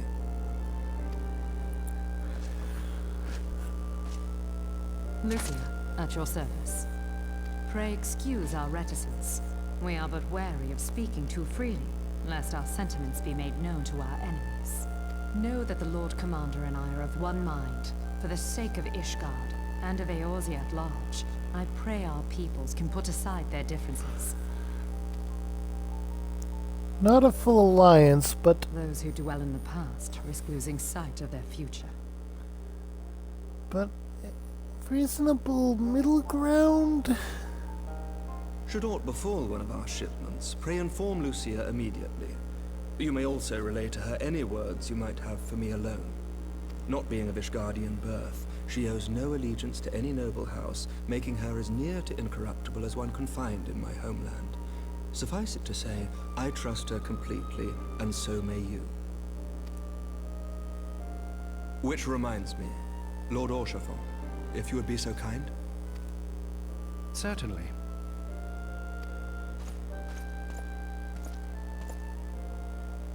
In times such as these, trust is ever in short supply. Mayhap this will go some way to rectify the problem. The results of our investigation into the heretics' recent attacks, as well as our interrogation of the merchant you detained. Sir Emmerich, I cannot thank you enough. Think nothing of it. Ishgard may be many things, but it is no friend to Garlemald. Did I not tell you to have faith, my friend?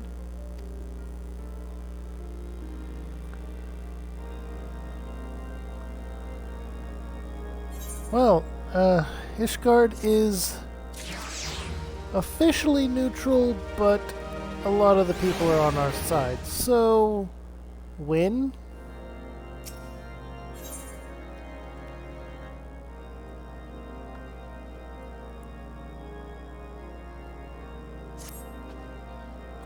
It would seem we have much to discuss with our friends at the Rising Stones. If what you say is true, Iceheart's method of summoning Shiva defies all precedent. It necessitates a complete reappraisal of the primal threat and of our approach to combating it. Moreover, there are grave ramifications if word of this incident reaches Imperial ears. The Garlean Empire believes that the primals are an insufferable menace, that their mere existence is a threat to this very star, as which they deem any action taken against the beast tribes to be justified by default. Imagine then if it became known that it was not only the beast tribes of Eorzea that could summon primals, but our civilized people as well. Any lingering objections to the Eorzean campaign would vanish overnight. Where before we had contended with a singular Imperial Legion, we would we could well find ourselves facing the combined might of all Garlemald. But I speak unadvisedly. Come, Kira. It is better that we continue this conversation in Mordona.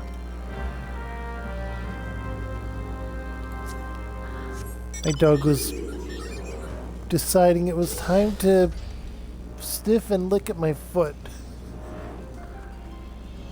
As dogs do. And bring me a toy. Hi. Hi. Toy, toy, toy, toy, toy. Whoosh.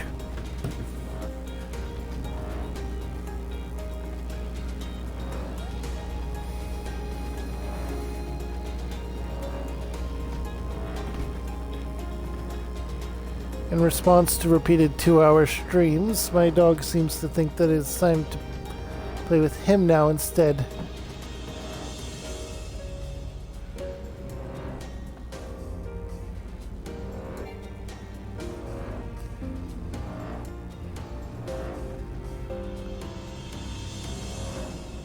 He's my buddy boy.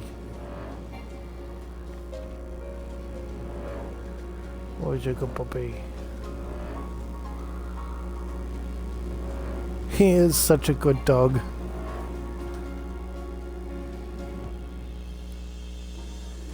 And now he's looking out the window.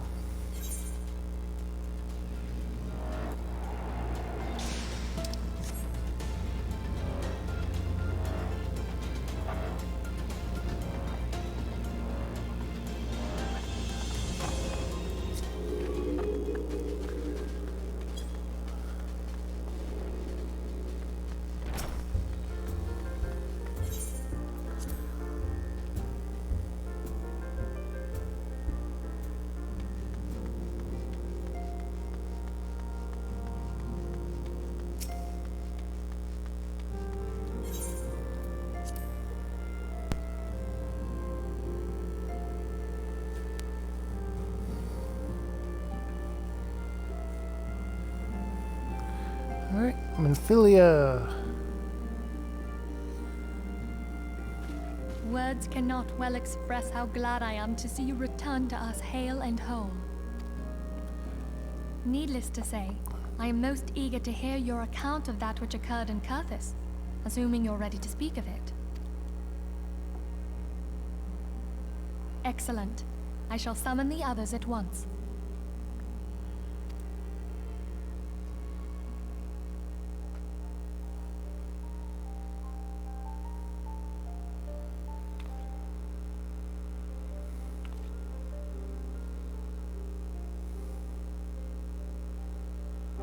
Iceheart used her own body as a vessel for a primal soul? Master Louisoir's writings make no mention of such a possibility. Can we be certain this entity was a primal? As certain as we can be that good King Mogglmog the 12th was a primal, I should think. Both were ostensibly summoned. Let's not quibble over definitions. Of more concern is the implication that Iceheart retained her will, even after she was possessed. We are talking about a mortal, wielding the power of a primal. It can't possibly be that easy, can it? There must be some sort of sacrifice required. Or maybe she's just special? She did speak What Hylian's qualities words. This woman possesseth, I know not, but full sure am I that she was groomed for this role. Few are privy to the secrets of summoning, and but a single party standeth to profit from their dissemination. Well, I wouldn't presume to comment on how the lass came to know about summoning, but I will say that what she summoned was a primal.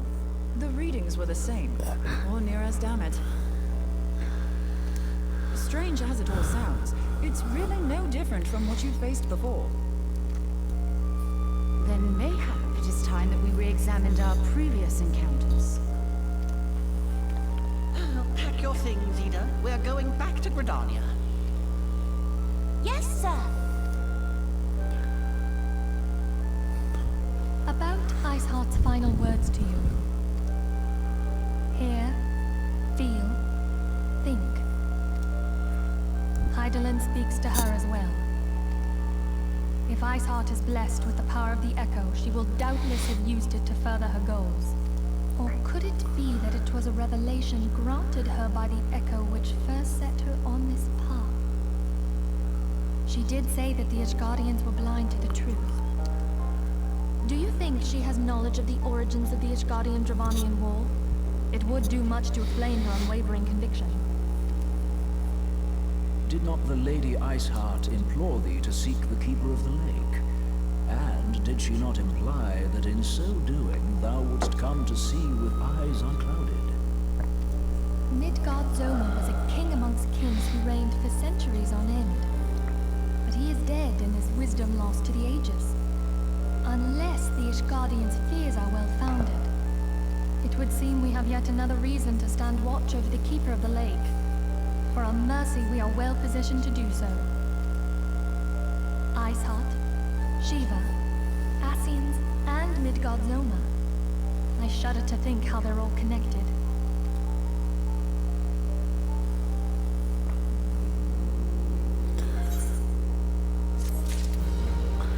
Indeed, and connected they seem to be. But what end? Well, let's go ahead and keep watching to find out.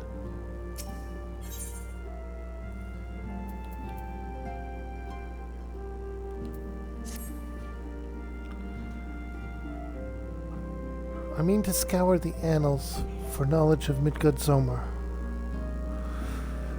Given his great age, I dare say he appears in more than a few. Did you hear that? The commotion outside. Would you see if aught is amiss?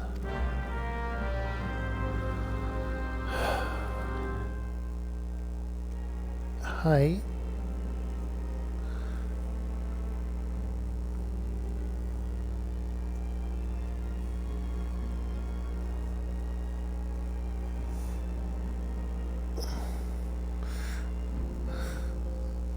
My buddy just wants his attentions. He wants his sketches.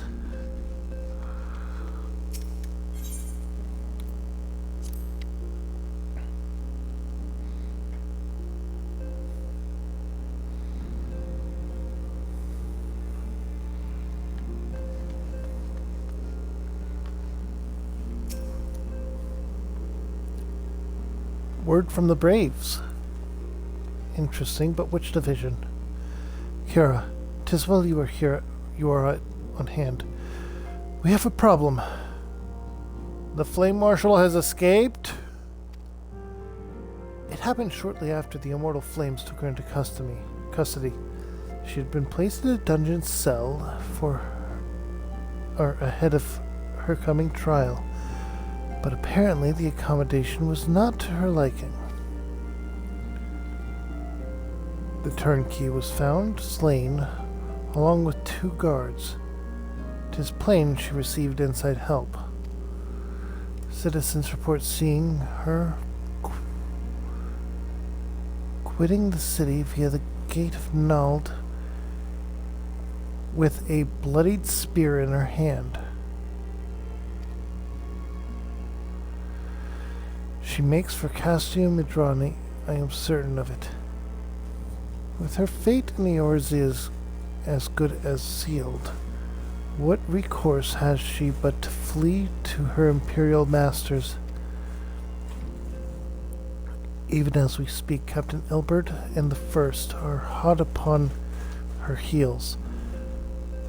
Pray, make haste to Camp Blue Fog, and join the hunt.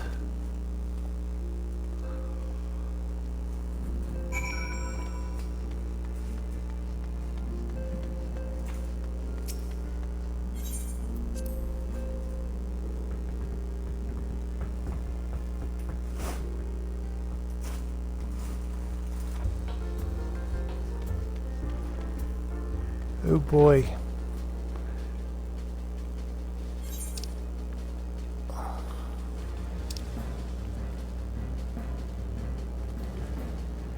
Camp Blue Fog is there. Okay, so it's just the south one. Alright, the one south of here.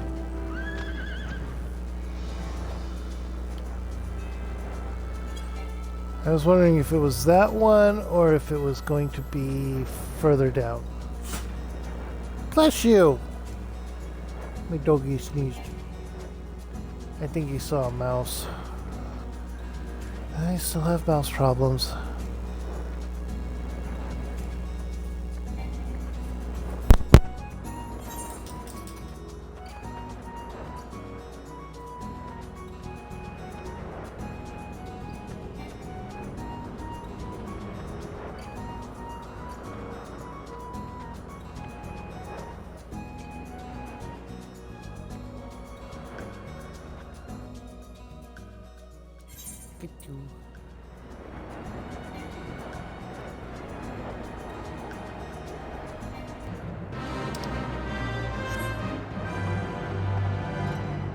I'm not going to join the fate.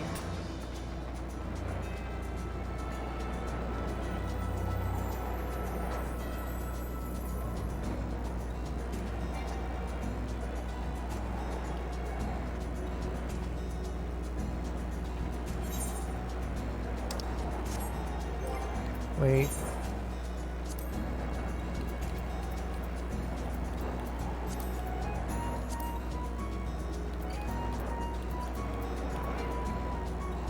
I had chosen the gloam one.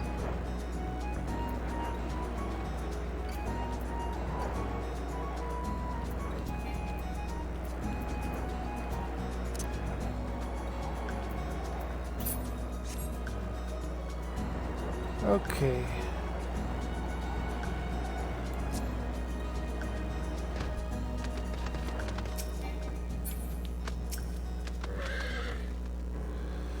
My thanks for coming, Scion. I have spoken with the soldiers here. They say that the Flame Marshal walked through the camp not a bell ago. Aye, she walked right through. You did not mishear. We have Raban's decision to keep the matter secret to thank for that. Bad for morale, he said. As a result, not a single flame in the garrison made any attempt to detain her. And so here we are.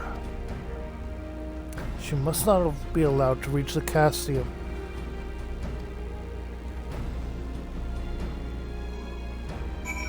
Hi. Hi.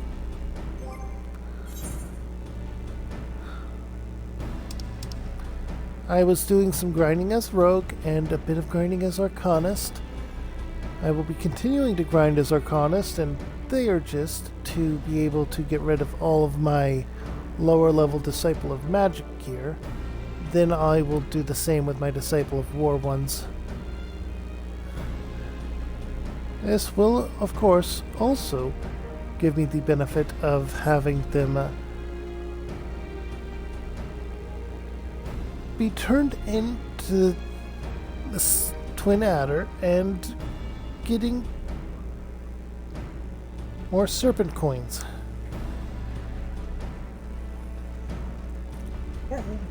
Really?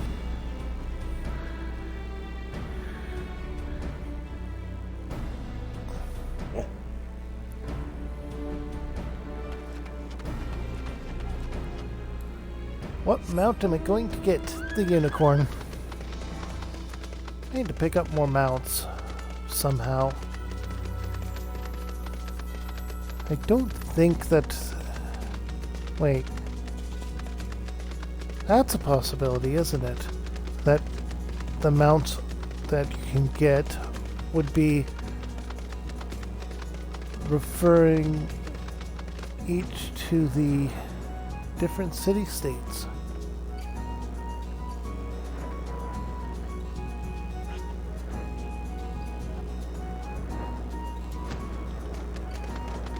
Which is to say that among the different classes you can get there,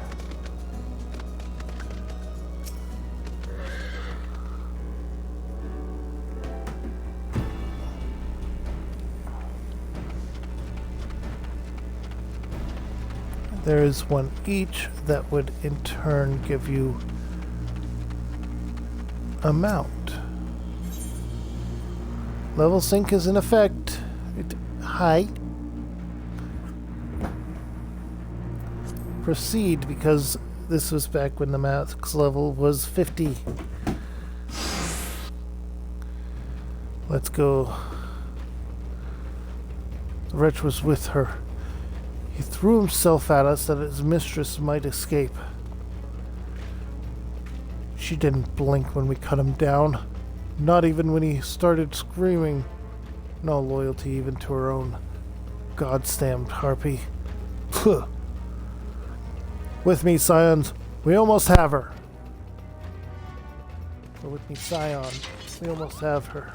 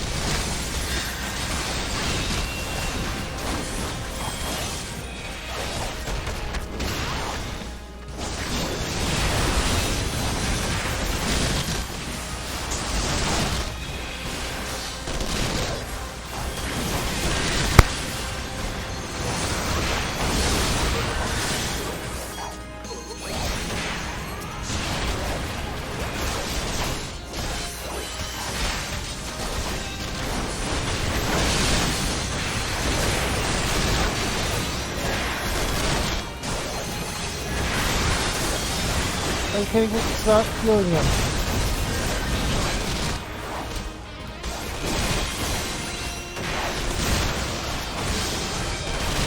Oh no.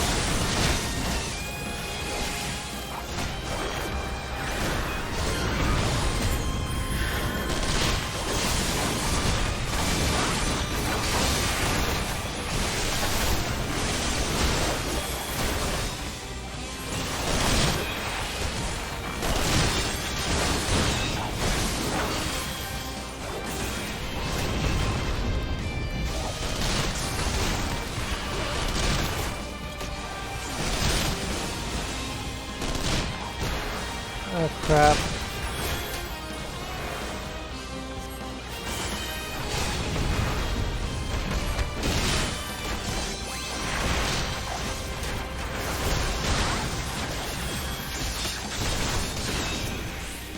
This is why I'm saying these guys are stupid.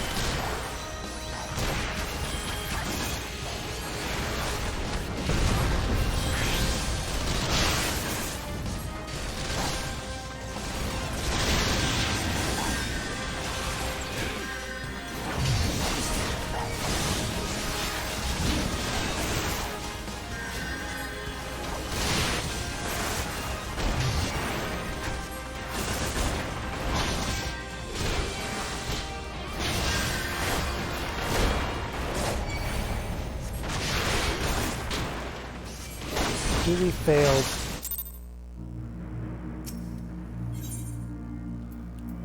Let's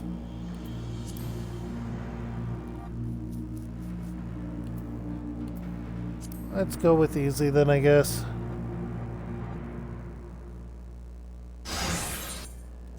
Skip cutscene.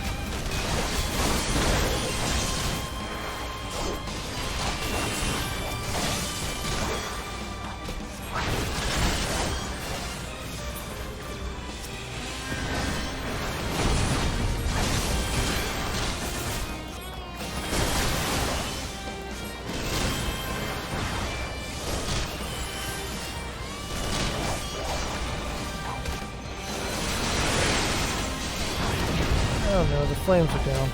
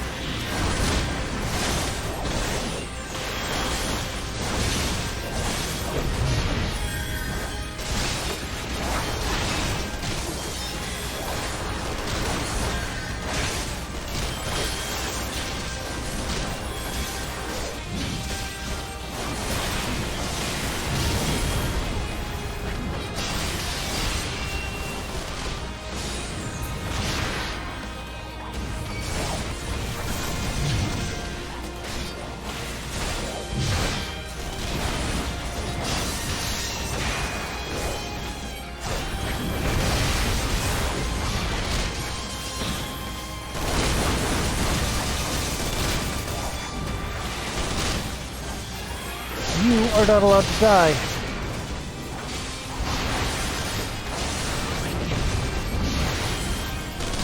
You go down, the mission is a fail.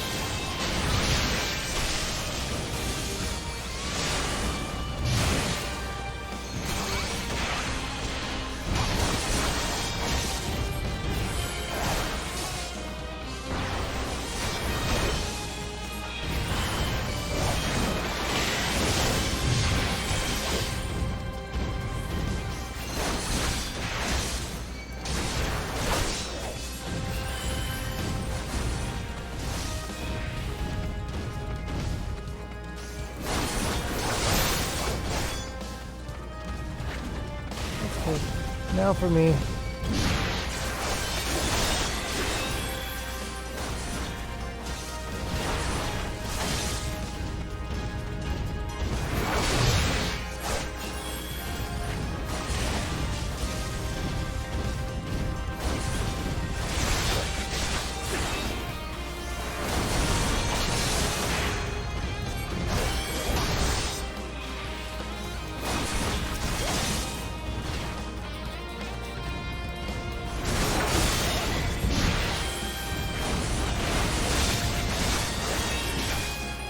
There.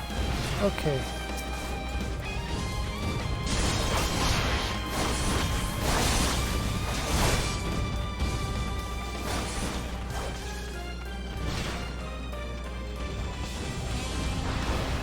Honestly, this is not good.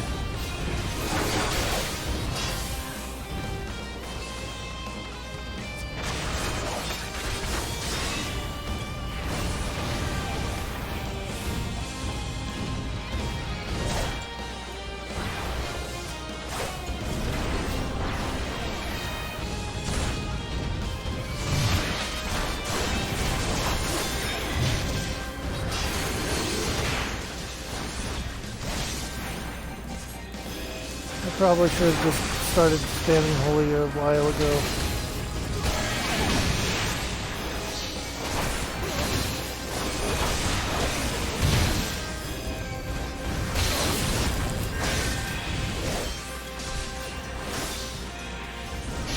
There's team.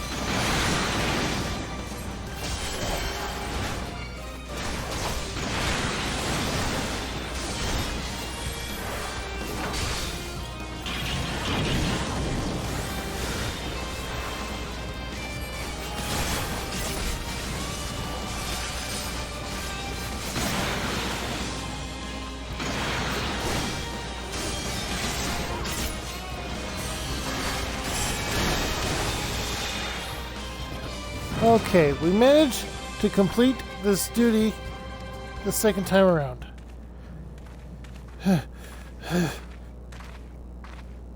Find her and do it right.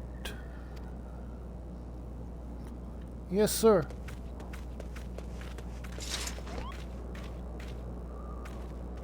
I know that's not what it said, but otherwise it would have sounded weird. Good work, man. It was Alphanod, not him, so I changed it mid-voice. She and her Imperial cohorts pushed us close, but we were better. Were you? Were you? Behold, a respected officer of the Immortal Flames. People looked up to you, and one of the Order's founding members, one of its pillars. It saddens me to see you fallen so low. What would you know of low? You, a spoiled little lordling who has never known any want. People such as you take wealth and birth for granted. You think you are good or your God's given right. You think it your God's given right to rule over others.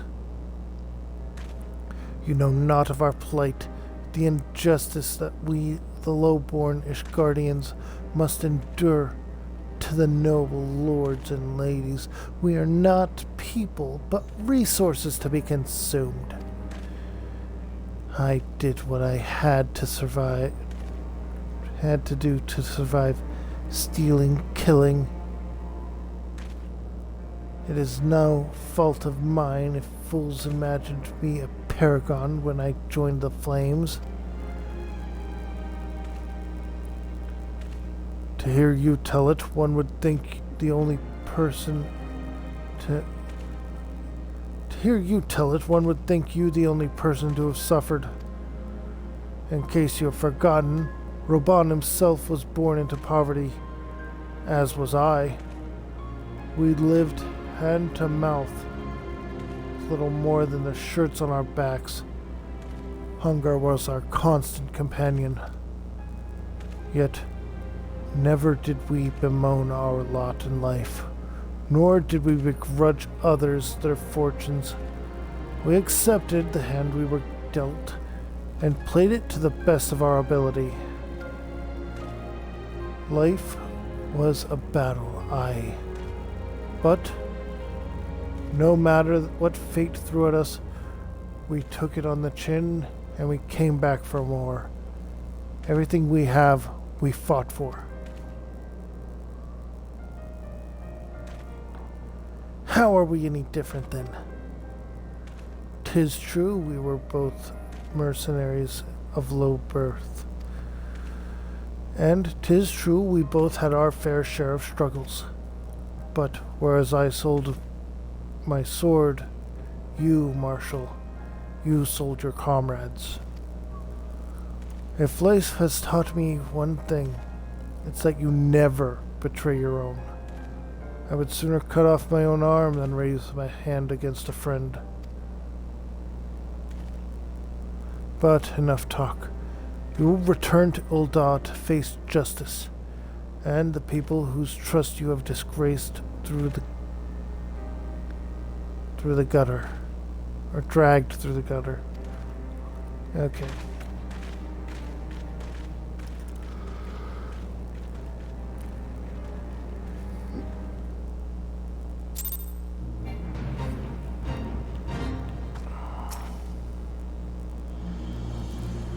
Not so much as a hint of remorse. 'Tis well that this sordid business is finally at an end. A friend's betrayal cuts deeper than steel. We must hope that we have chosen our own allies more wisely than Roban chose his.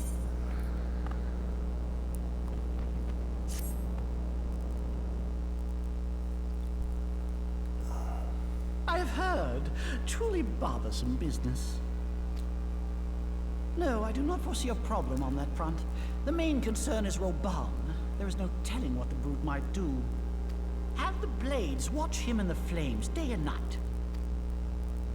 You may leave the Sultana to me. I shall personally attend her grace.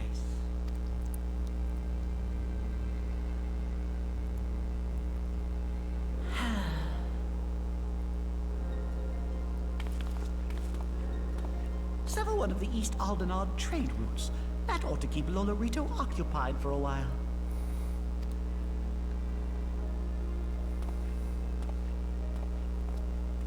Nanamo Unamo. For my sake, pray be a good little Sultana to the last.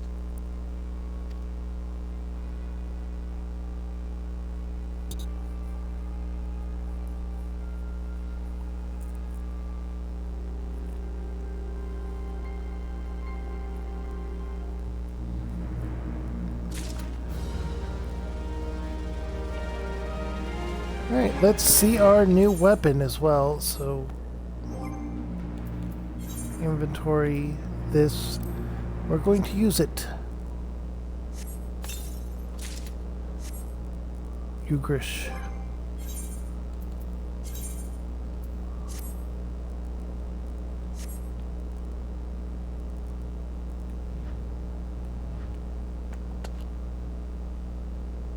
Oh, look at that. Look at that.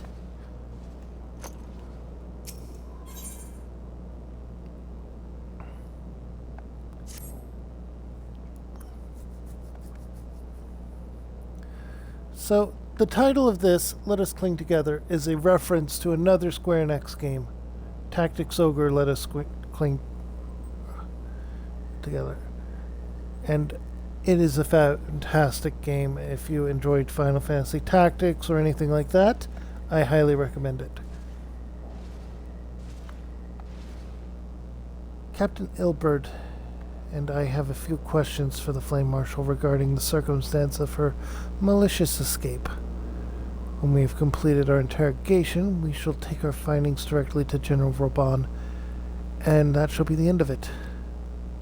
Your work here is done, my friend. My thanks.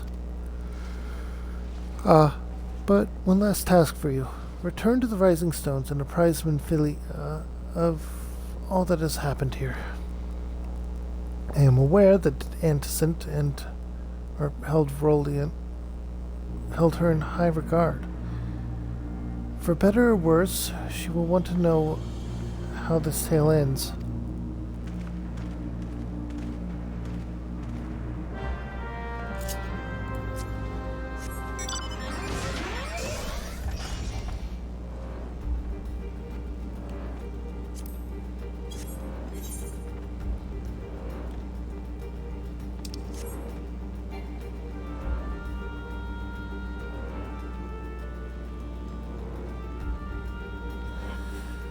Oh boy. Someone that she looked up to, huh?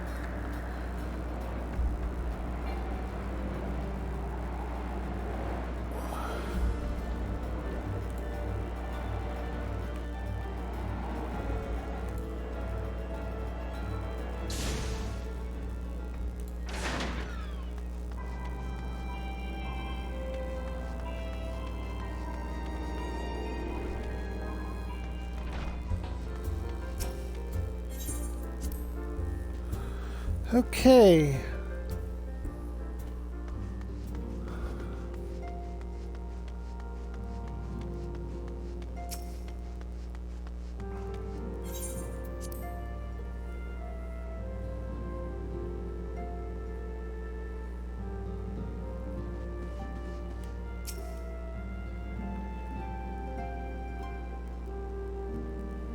Welcome back, my friend. I have already received word from Alfino.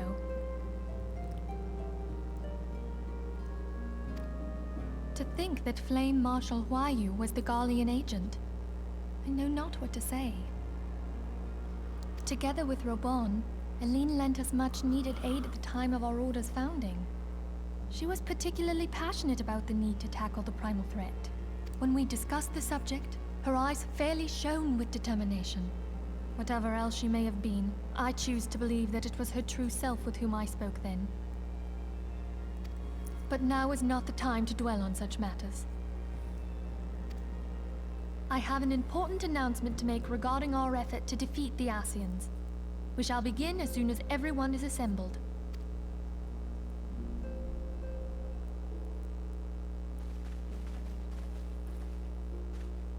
My thanks for coming, friends. Moonbreeder, the floor is yours. By now, I'm sure you're all familiar with white auracite, the miraculous material that'll allow us to capture Ascian souls. Back at Snowcloak, we verified its ability to absorb vast amounts of ether. Alas, it leaves something to be desired in the area of stability. The stone can only store ether for a short while before expelling its contents. In addition to auracite's inherent limitations, we must needs be wary of our enemy's strength. Our foe draweth upon an infinite wellspring of power. Even should we succeed in entrapping him, the stone will not long contain his wrath. Meaning that, if we want to kill the swine, we'll have to be quick about it. 'Tis our belief that an Ascian soul may be permanently undone, if smitten by a sufficiently concentrated burst of pure ether. The only trouble is, we can't say for sure how concentrated the burst needs to be.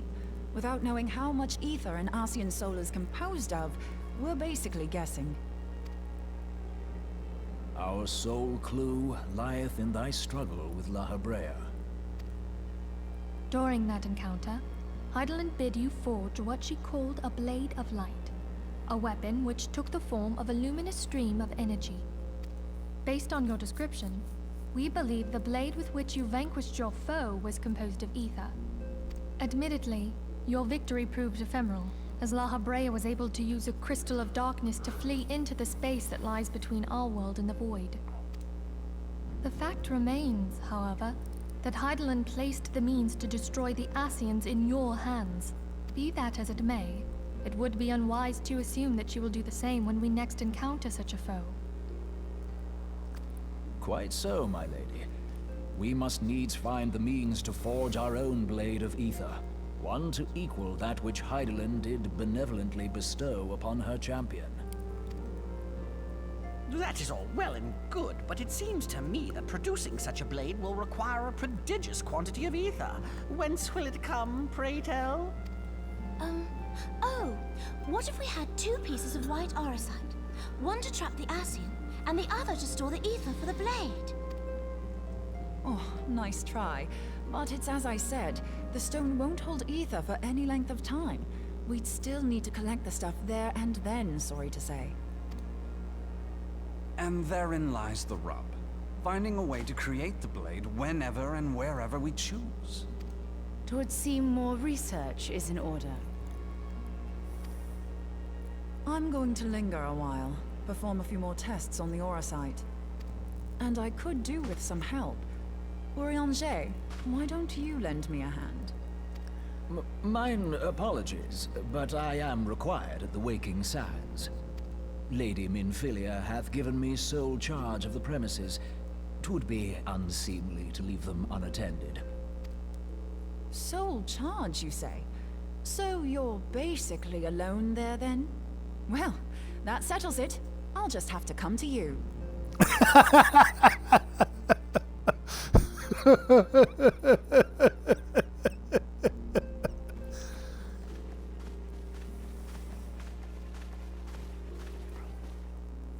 While you were afield, word arrived from the Sharlayan motherland.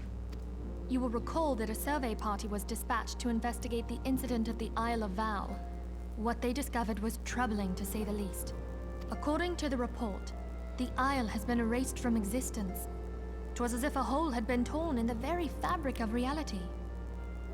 Oh boy. Aye. Yet the mystery endeth not with the Isle's disappearance. It hath come to light that a number of scholars in various other locales were reported missing at a similar juncture. What's more, they all had something in common with the head of the students of Baldessian. Every last one of them was researching a phenomenon called dimensional compression, or the rejoining as the ancient texts call it. I'll be damned if that's a coincidence. The All rejoining. indications suggest Ascian involvement, but I sense that a force greater still is at work. The entity the Dark Beings call the One True God. We must pray that my dear friend Kryl regains consciousness soon. If she bore witness to the Isle of Val's final moments, she may be able to shed some light on this mystery.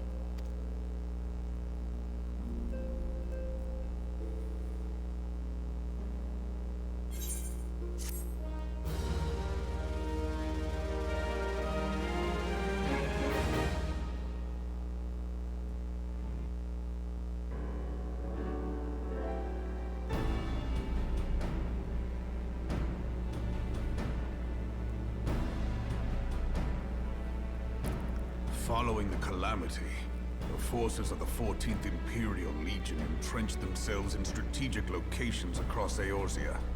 So swiftly did they accomplish this, it was suspected that they had received help. To think that it came from Huayu, my right hand. There is more. We have reason to believe that Huayu didn't deal exclusively with the 14th. She also answered to a higher authority in Garlemald. But this higher authority could not have been the Emperor. By consenting to the Meteor Project, Solus Zos Galvus showed himself to be more concerned about preventing the spread of primal influence than claiming Eorzea for the Empire. He would happily have seen the lot reduced to ash. We believe a number of high-ranking figures within the royal household were against the decision, but that they knew better than to oppose the Emperor openly. Of course, this didn't prevent them from making clandestine provisions, in which Huayu played a part. Alas, these provisions did not prevent Dalamud from falling, and the ensuing chaos changed the face of the realm forever. Yet Eorzea survived. To all intents and purposes, the Meteor Project had failed, and the Empire was left to rue its lack of a decisive means to eliminate the primals.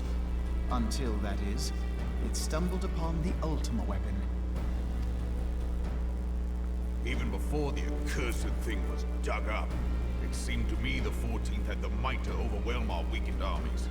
Yet they chose to hide behind their walls. Why? The Black Wolf was wary of making the denizens of Eorzea desperate, lest more primals emerge to bleed the land. The discovery of the Ultima weapon, however, emboldened him to resume his war of conquest in earnest. But there was one in Garlemald who believed that Van Belsar's actions were premature. One who stood higher in the Imperial Army's chain of command. He ordered the Legatus to halt his advance, only to find that the Black Wolf had slipped its leash, and that the 14th now acted alone. In a bid to bring Van Belsar to heel, he used the agent he had planted in Ul'dah prior to the calamity to undermine the Legion's efforts. A man who outranks Van Belsar, yet opposed the late Emperor's decision to annihilate Eorzea.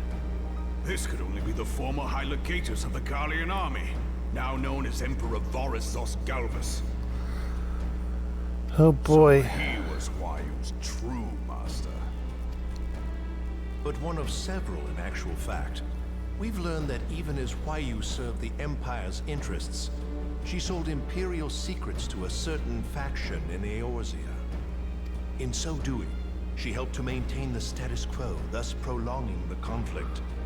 Considering who stands to profit from war, it isn't hard to imagine who her other masters were. Seven hells! You mean to say that she was a double agent? Triple, if you consider her services to Van Belsar and the new Emperor as separate.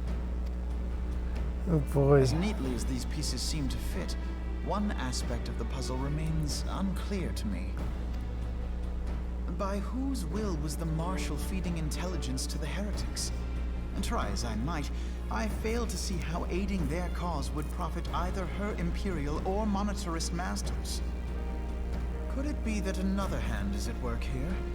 If so, why you must be made to reveal whose it is.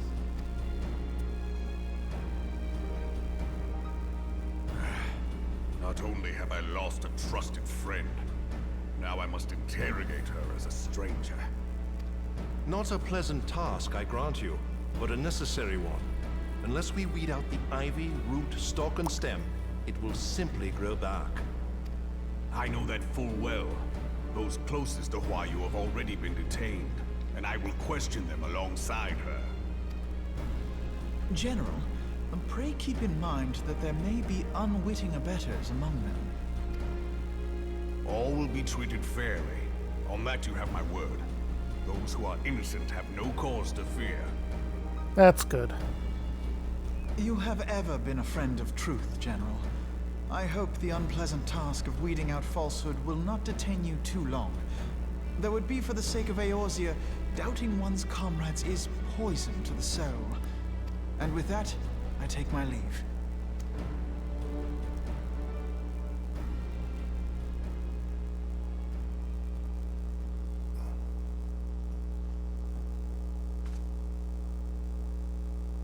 All these years, I've been made to dance to their tune. How could you, Huayu? How could you side with them? Those cankers who take from this land and give naught in return, who use their power to disempower and grow fat while the people starve. I know you can hear me, Monetarist scum! Your crimes will not go unpunished! Today I will purge this land of your sickness before the eyes of the 12, I swear it!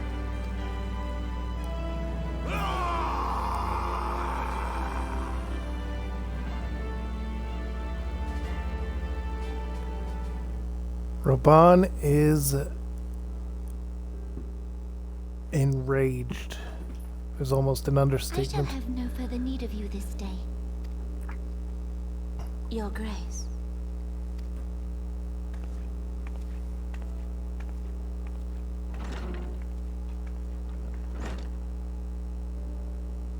I fear that not even mine own chambers shall remain private for long. Has the situation grown so grim?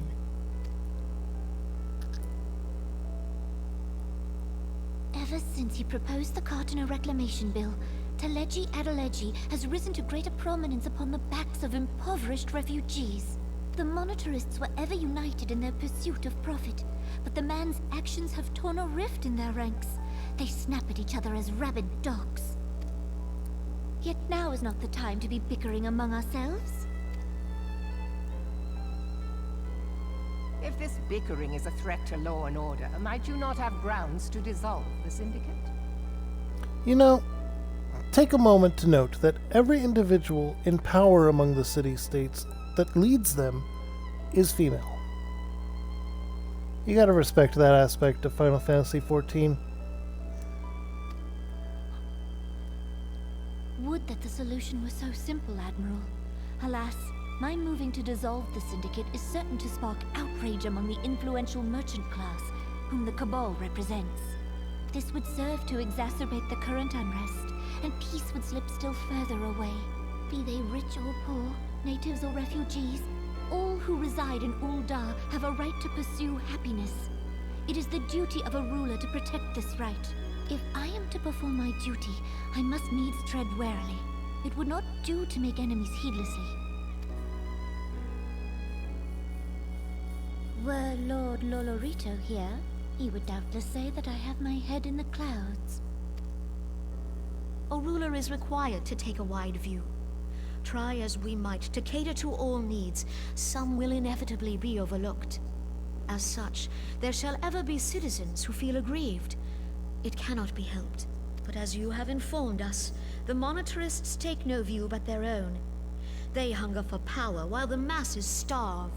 In the absence of a common cause, it seems beyond any one individual to make Ul'dah whole.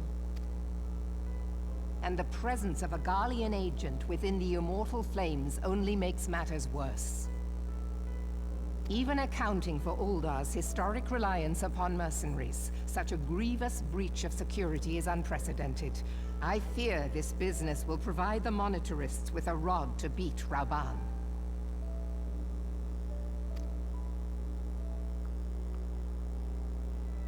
Eorzea can ill afford for the Immortal Flames to be dampened now.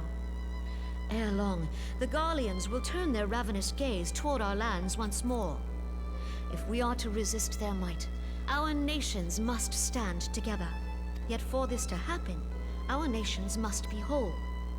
Cannot be done to improve the situation in Ul'dah. The true wealth of Ul'dah lies in the health, happiness, and hopes of her citizens. Alas, the citizens shall never know these things, so long as their lives are ruled by the ambitions of the few. The Monitorists claim to represent the best interests of the people, but in sooth they desire only to manipulate them for their own selfish ends. For the government to serve the people, it must be formed of the people. For Ul'dah to move forward, it is not only the Syndicate that must be dissolved. Nay, you jest. My friends, it was for no other reason than to make known to you mine intent that I requested your presence here. When I make my declaration to the people, chaos shall inevitably ensue. As the last monarch in the line of Ul, I make unto you this request. Help Rauban to preserve order and protect the people. Forsake them, and you forsake yourselves. For a strong Eorzea will ever have need of a strong Ul'dah.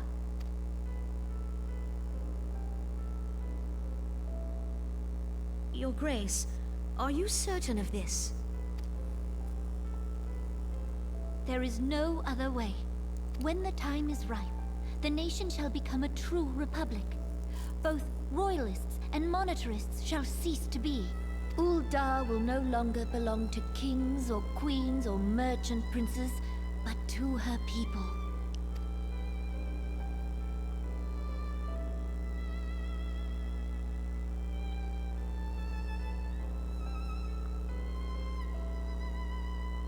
Rauban, forgive me for casting aside all that you have toiled for in my name. Beyond this gesture, I am powerless to help my subjects.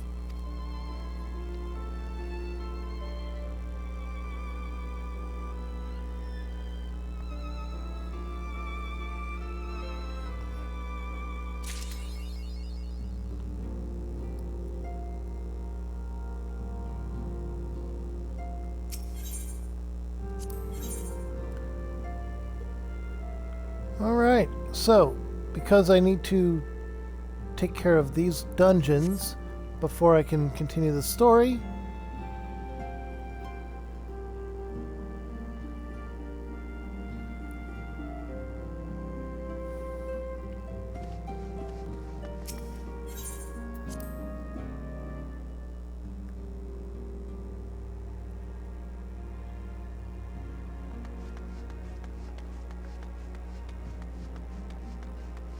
I'm going to step out of this area.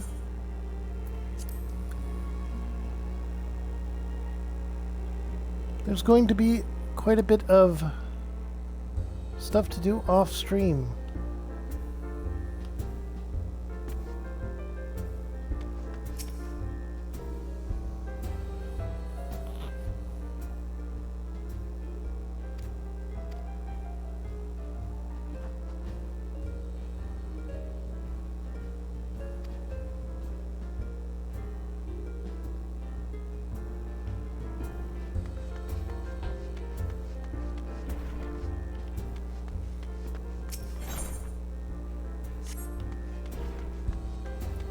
Going to have to do quite a few things, it would seem.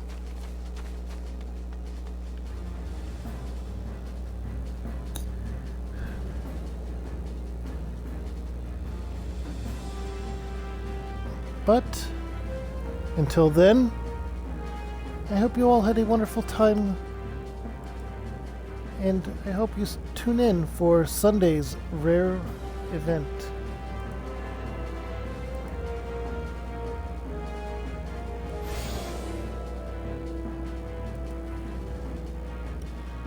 Because, like I said, on Sunday, May 4th, I'll be doing a longer stream, starting at around the same time as usual.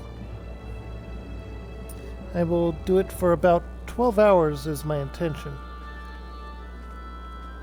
of playing Star Wars Knights of the Old Republic.